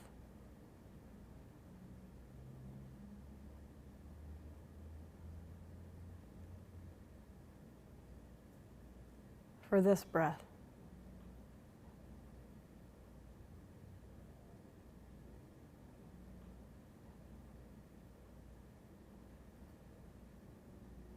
And this breath.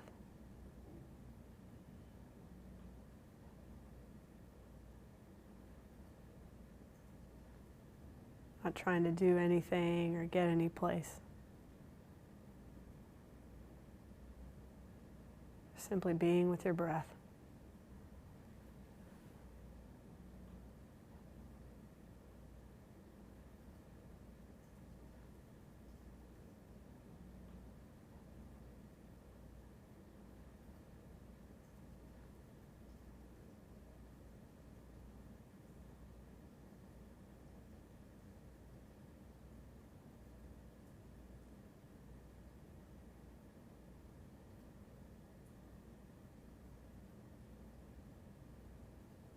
You might find from time to time your mind will wander off into thoughts. Maybe these are daydreams, anticipations of the future, worries, distant memories. Whatever the thoughts may be, knowing that this wandering of attention is not a problem. This is what the mind does, what everybody's mind does.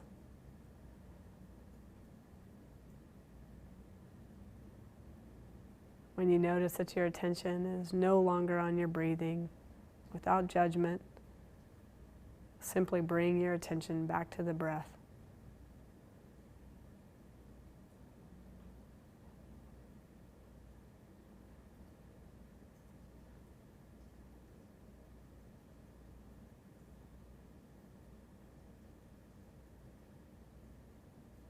Keep riding the waves of the breath.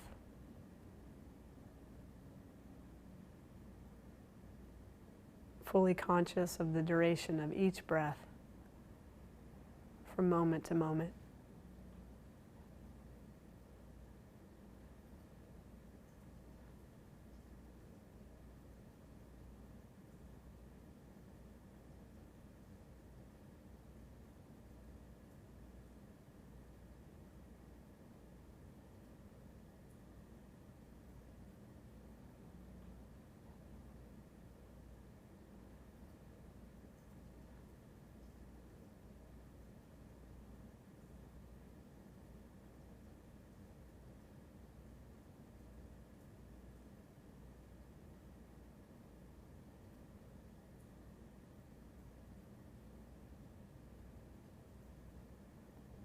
Just keeping your attention on the breath, wherever the breath is most noticeable to you.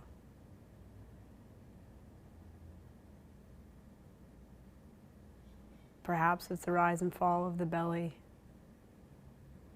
or maybe at the nostrils. Wherever you're most able to follow it, breath by breath, moment by moment.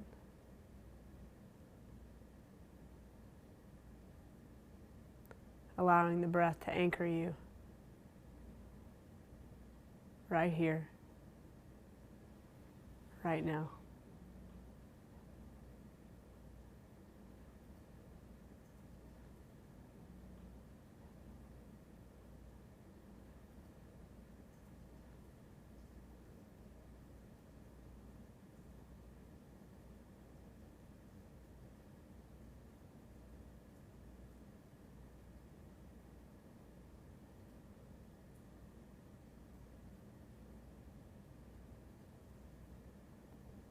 Staying fully in touch, just this breath coming in, just this breath going out.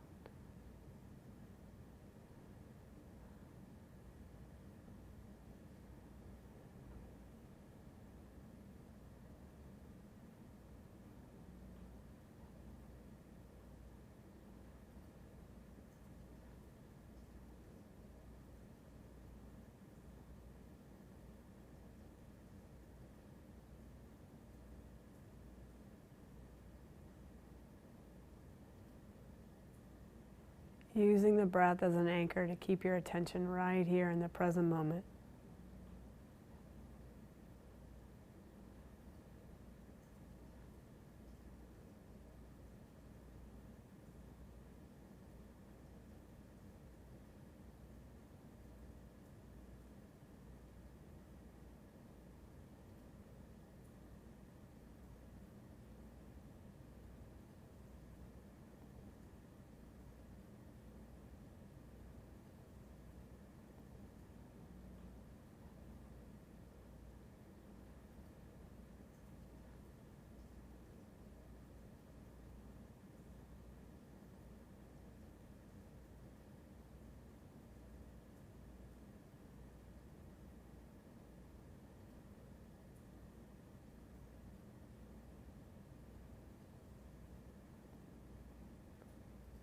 And now expanding attention to include sound. Relaxing into open awareness. Not striving to hear anything in particular. Just opening your field of awareness to your surroundings and noticing the pitch and timbre of sounds all around you.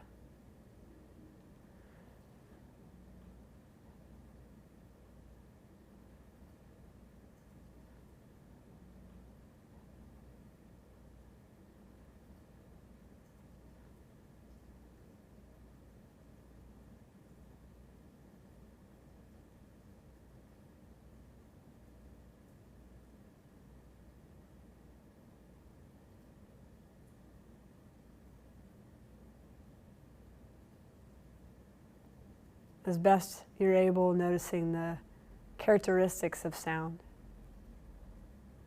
resisting the urge to identify the source of sound or judge it in some way.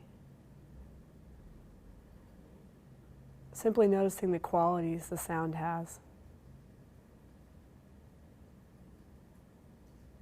Its proximity, distance, richness or depth.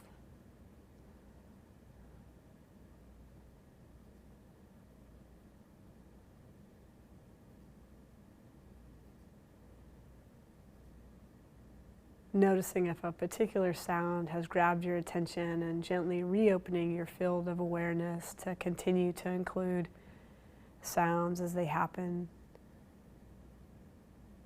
in real time, in this moment.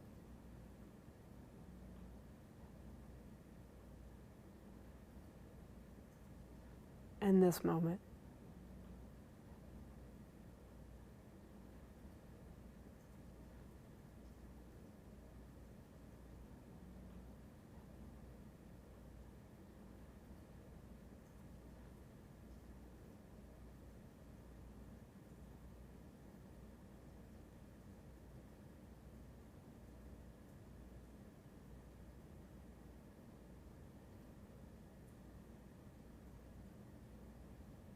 Being open and receptive to any sound that may arise. Nothing to do here but rest in relaxed alertness.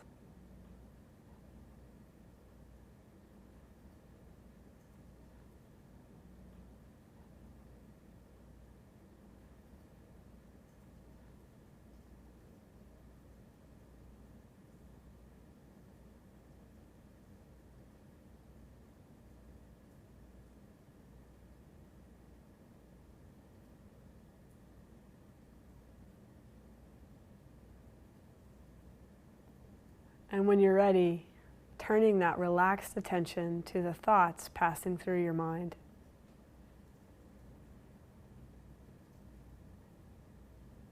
Making space for any thought that arises. Doing your best not to hook into any one story or idea.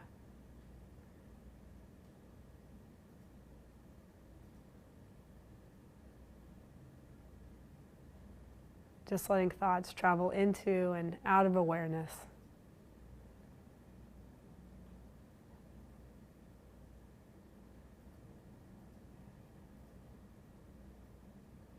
Like an impartial witness to your own mind. Noticing thoughts from a distance.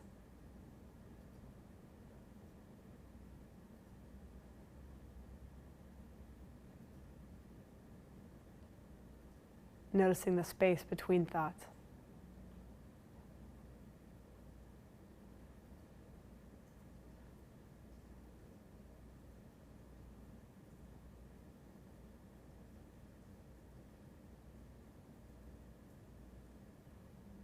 Might be helpful here to imagine thoughts like clouds in the sky.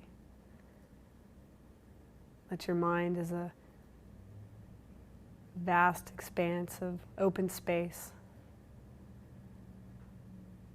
Just like clouds float gently by in the bright blue sky, so too can thoughts travel the expanse of your mind.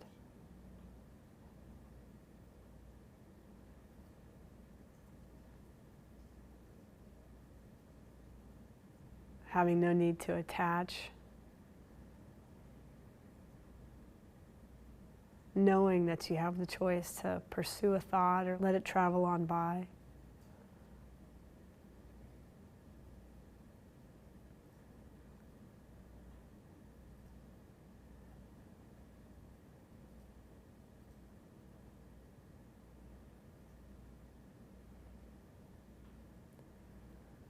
Allowing awareness to expand beyond any one thought.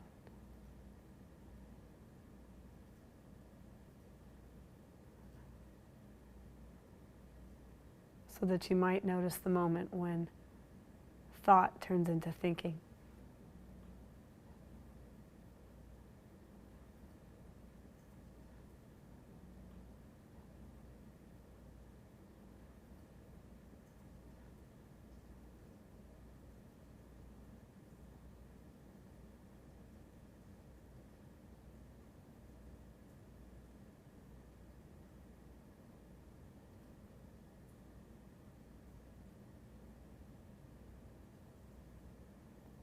And as you give your attention to thoughts, you might notice that some of them come with an emotional charge,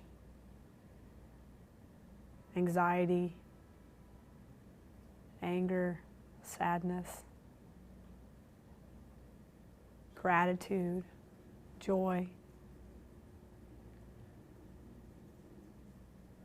If you're noticing any of these emotions, the felt sensations of these emotions, just simply accepting and making space for their presence.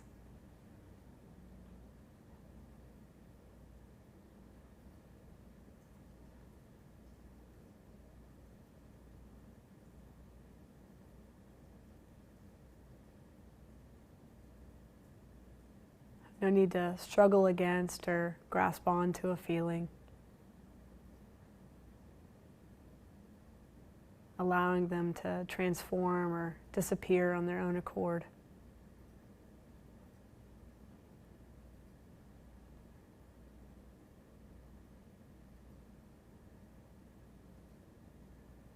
Giving yourself permission to be where you are and to feel whatever's here to be felt in this moment.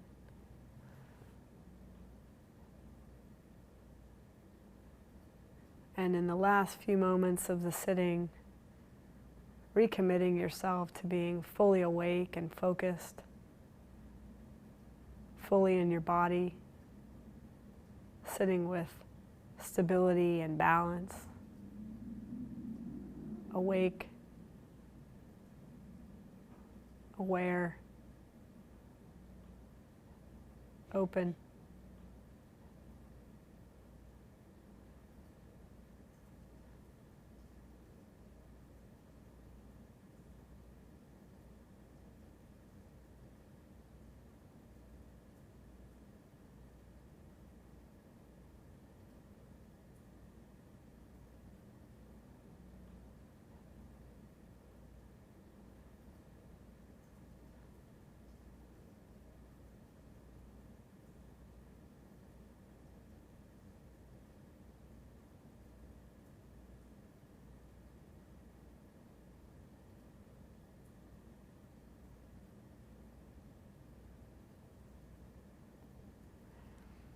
And as the meditation comes to an end, congratulating yourself for the discipline and effort it takes to practice in this way, and for your commitment to devote some time each day into nourishing your own being, for non-doing and wakeful stillness.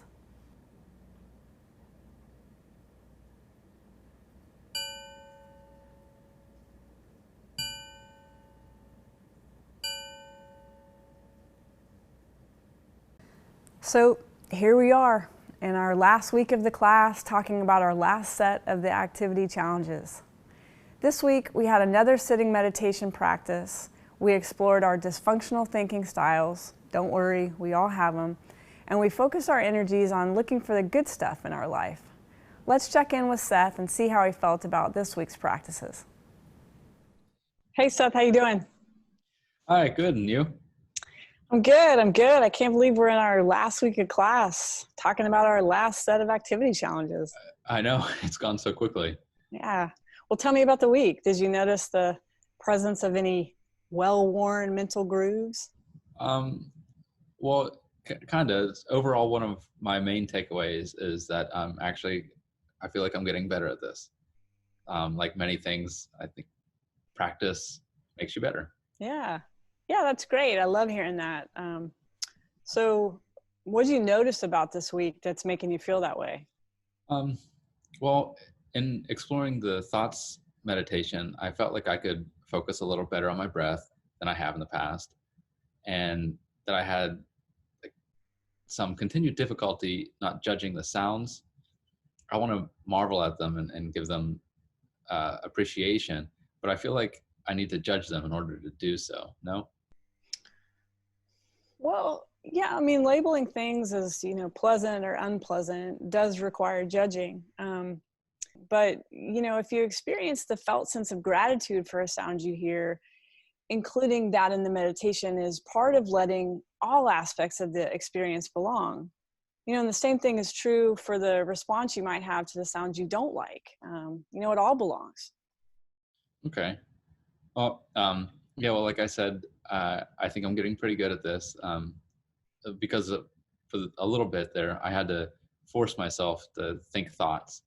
Like it wasn't until I heard my neighbor clanging together some pots and pans, then I started to wonder what they were cooking. That jumped over to thoughts that I was hungry, and then what I was going to cook, and then I was like a frog hopping from one thought to the next. Well, when you were hopping around in there, were you consciously engaging with those thoughts, or were you like thinking without knowing that you were thinking? Yeah. No, I definitely got lost in the thoughts. I kind of woke up and was like, whoa, I went down a rabbit hole. And is that what you meant in the meditation when you said seeing if you could notice when a thought becomes thinking? Well, as you've heard me say, one of the great benefits of mindfulness is that, it allows us to observe the nature of our own mind. When we can step back and observe the mind from a slight distance with both curiosity but detachment, we can see the quality of our thoughts. We can see the frequency of our thoughts. We can see the spontaneous nature of our thoughts. And eventually we can see our thoughts turn into thinking. And so what I mean by this is that, we can bring awareness to just that exact moment when we hook in and begin to pursue a particular line of thinking. Okay, I think I get it. Anything else with that meditation? No, I think I'm good with that one. The next one, the unhelpful thinking styles one, that was impactful. It felt big to me to acknowledge my non-helpful thinking styles. Not to say that I still don't fall victim to them, but knowing when they're there and knowing that I've decided that they're not helpful is helpful. Yeah. And that awareness is so critical to our evolution. If you're willing, can you share a little bit about some of your tendencies or habits that you noticed? Sure. So I tend to focus on what I should be doing, whether that's personal or professional. Like I could be deep in a work task, and then I think of another thing that may or may not be pressing, and I'll feel this guilt that I'm not doing the right thing. Mm. And I can also let that ruin a good time with friends too. Recently, I was sitting with friends, relaxing and catching up when I started to think about the tremendously awful state that I left my kitchen in, and I get messy in there. And well, I knew that like I wasn't going to leave then and there to go clean and do dishes. I still had this guilt that what I should be doing, and it ended up tainting the experience for quite a while, and I could even feel it in my gut. Yeah, I wrestle with that feeling of should myself, and it really hurts. I'm sorry. Did you notice this happening at the time, or was this, later through your reflection? Well, I knew that I felt guilty at the time, but I didn't realize I was bringing it on myself because of how I was thinking. Yeah. And so part of what I was hoping that you might get from this exercise is, just how much emotional distress we unintentionally inflict on ourselves. Yeah, I'm definitely guilty of that. I'm really hoping that I can look out for it from now on. It seems like something that I could get better at. Yeah, absolutely. Yeah. When we bring awareness to the mental habits and patterns of thinking that don't serve our well-being, we can begin to challenge the validity of these thoughts, or, even distance ourselves from them. And with time and, honestly, some consistent attention, some of these habits can disappear altogether. Be nice. So what about the last challenge, keeping a journal of positive events? Yeah, well, I've kept gratitude journals in the past, and I found that to be very helpful. But I like this one even more, though. I think it seemed easier to think of positive things, even if they were very minute. Good, good. I'm glad you enjoyed it.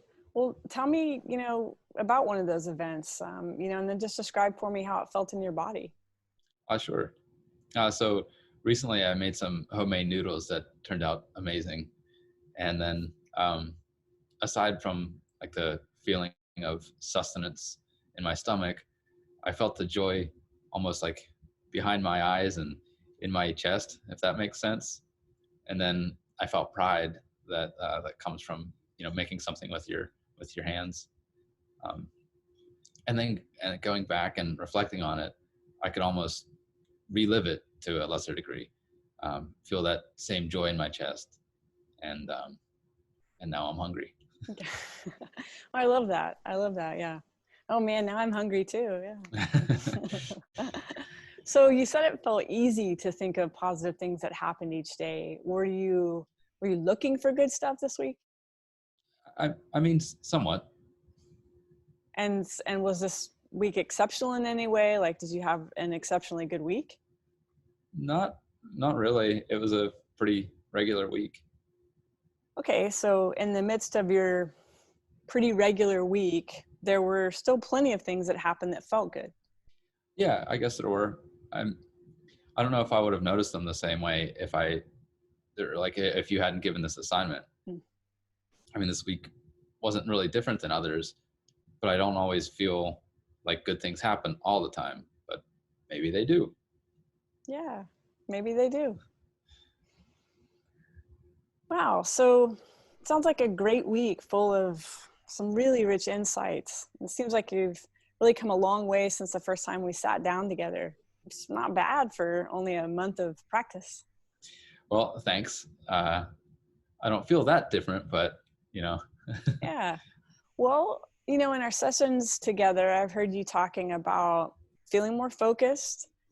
You've mentioned that these practices have helped you, be in a little bit better touch with your feelings, and have helped you be, somewhat less reactive. And several times you pointed out that you have a deeper appreciation and enjoyment of small things, like those noodles you just mentioned.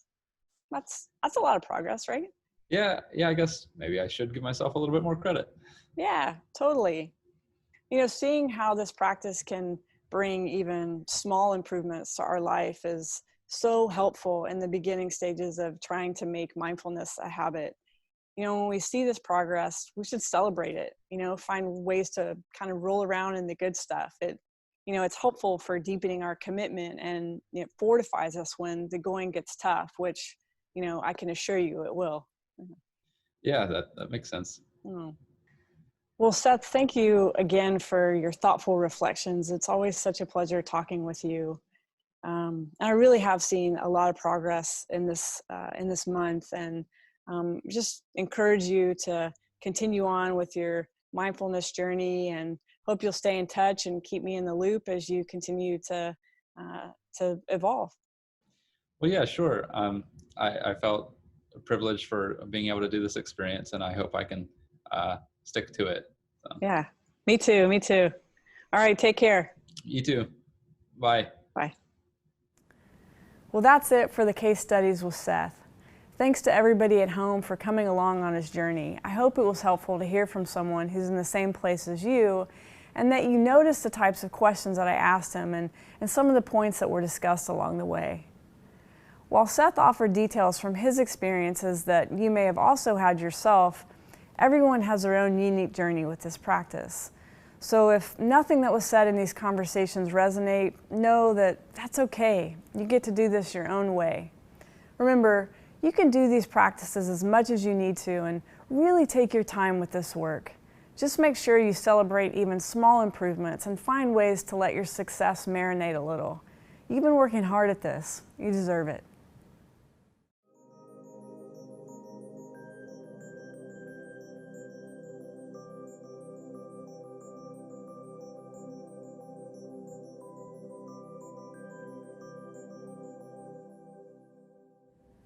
Settling into a comfortable seated position, either on a chair or cushion,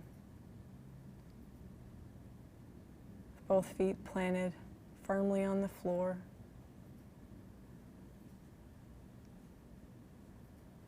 And sensing the support of the earth beneath you.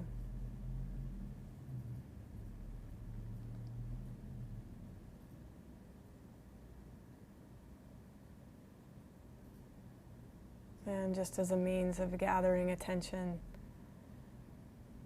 taking a few slow, deep breaths.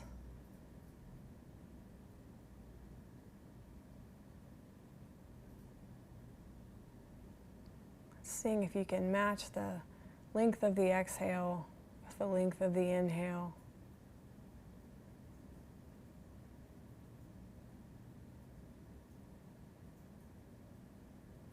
And feeling relaxation begin to seep into the body. With every breath, feeling more grounded, more present.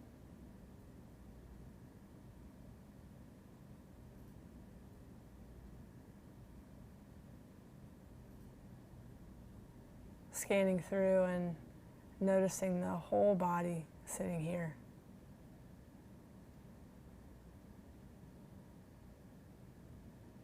Noticing if there are any places of obvious tension or tightness, and seeing if you can invite those areas to relax by breathing into that space.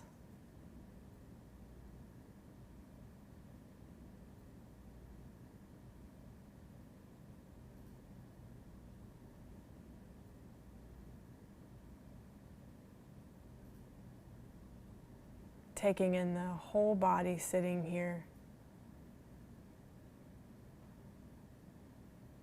The whole body breathing here.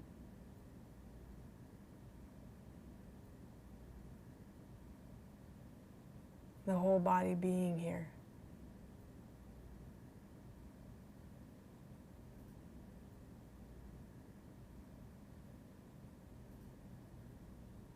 Being present for each moment and for each breath.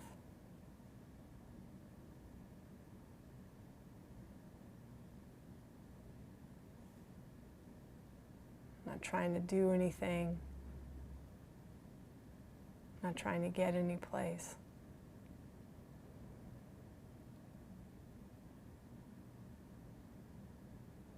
Just being with your whole self.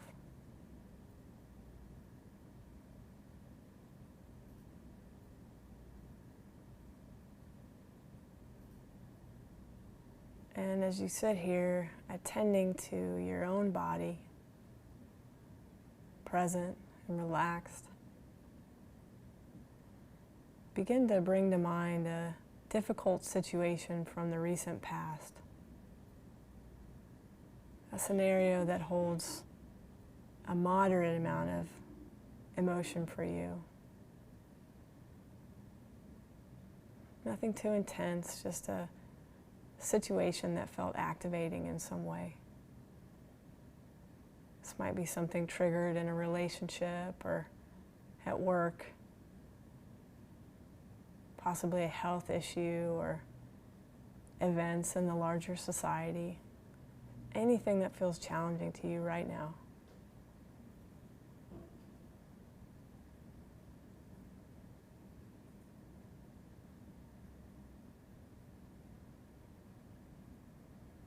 Take a moment to color in as many details as possible.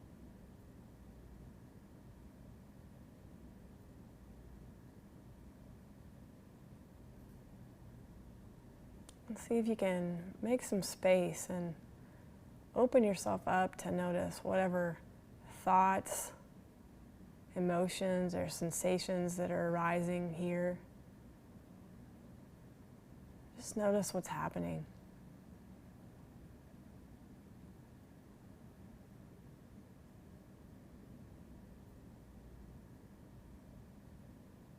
You might feel like certain aspects of your experience are easier to connect with than others. If anxiety arises, you might notice thoughts of worry, but maybe not be in direct contact with physical sensations like tightness in the chest or a constricted throat. Or if you feel anxiety in the body, you might not notice that there are thoughts circulating around that are keeping those feelings burning bright in the body.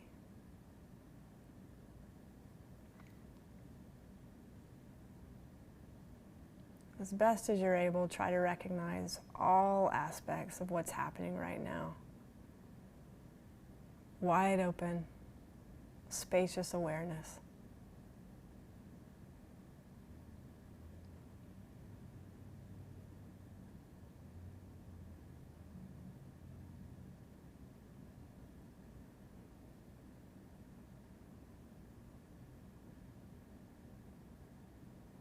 Listening in a kind, receptive way to what's in your heart.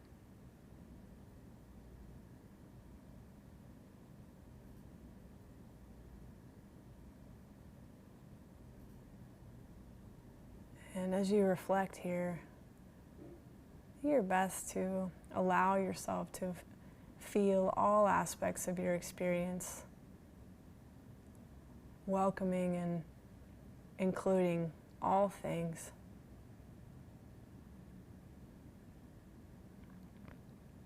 It may be that you're feeling a sense of aversion or wishing that unpleasant feelings would go away.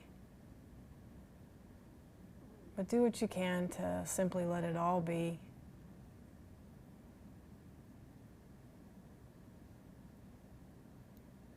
It might be helpful to support the resolve to let things be by mentally whispering an encouraging phrase.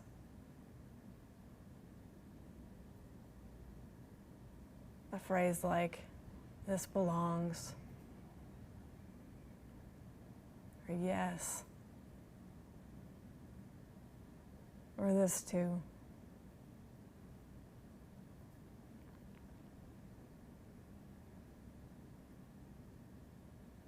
Offer the phrase gently, patiently. Give yourself a little time and space to let your defenses relax and see what flows from there.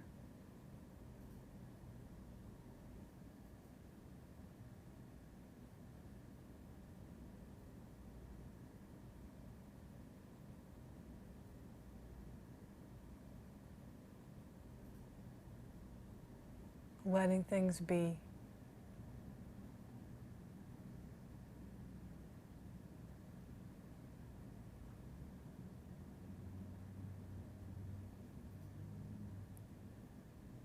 Allowing it all in.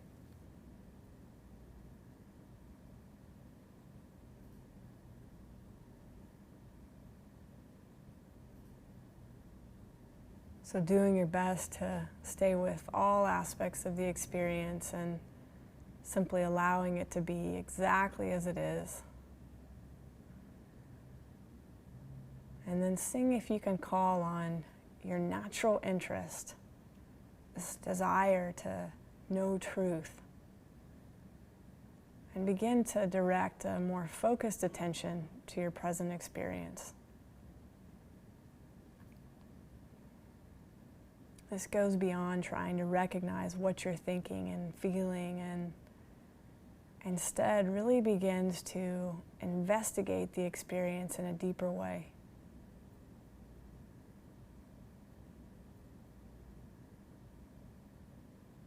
You might ask yourself, what most wants my attention right now?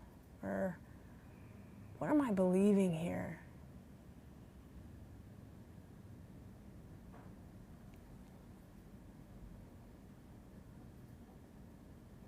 When we take the time and space to really investigate our experience, we sometimes realize that our immediate experience is covering something deeper.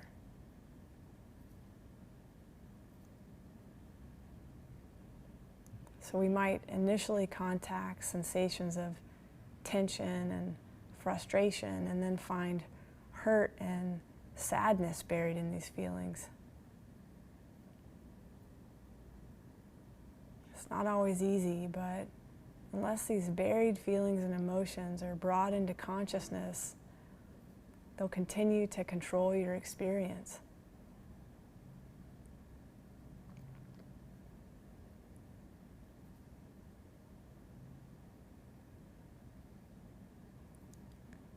Bring a quality of kind, intimate attention here, as you might give to a small child.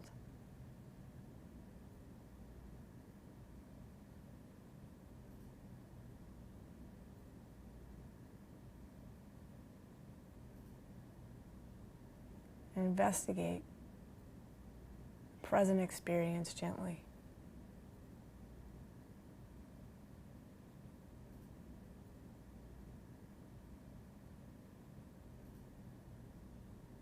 When we bring this simple,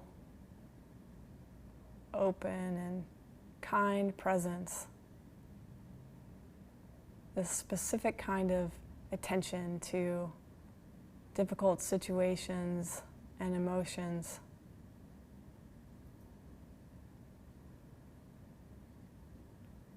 we can make contact with deep parts of ourselves.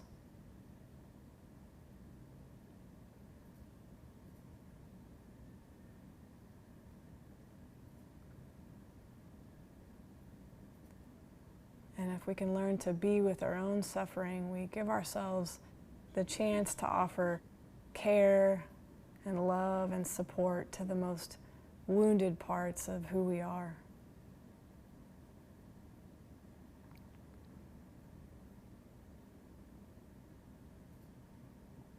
To do this, try to sense what the wounded, frightened, or hurting place inside of you needs the most. And then offer some gesture of active care that might address this need. Maybe a message of reassurance,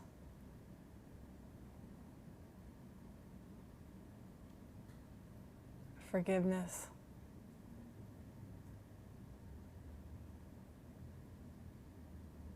companionship, maybe a message of love. Experiment here and see which intentional gesture of kindness most helps to comfort, soften, and open your heart.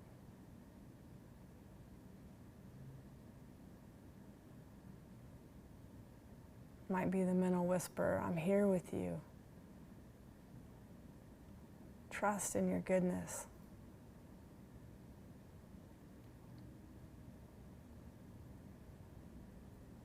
It might feel comforting to place a gentle hand on the heart, or imagine yourself bathed in warm light. And if it feels difficult to offer yourself love, bring to mind someone or something that you love, a family member, friend, or pet, and imagine that being's love and wisdom flowing into you.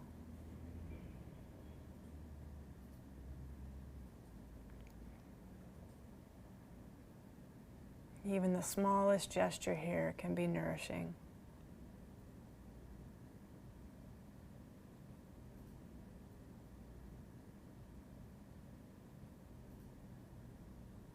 And the meditation becomes full when, after the steps, you notice the quality of your presence and allow yourself to continue to rest in that wakeful, tender space of awareness.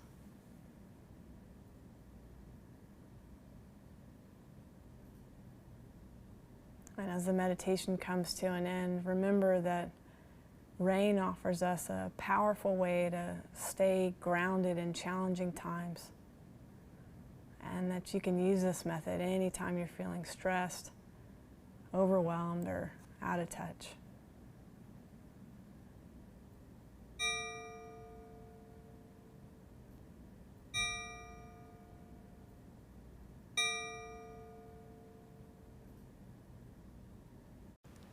Congratulations! You've reached the end of our introductory course on mindfulness.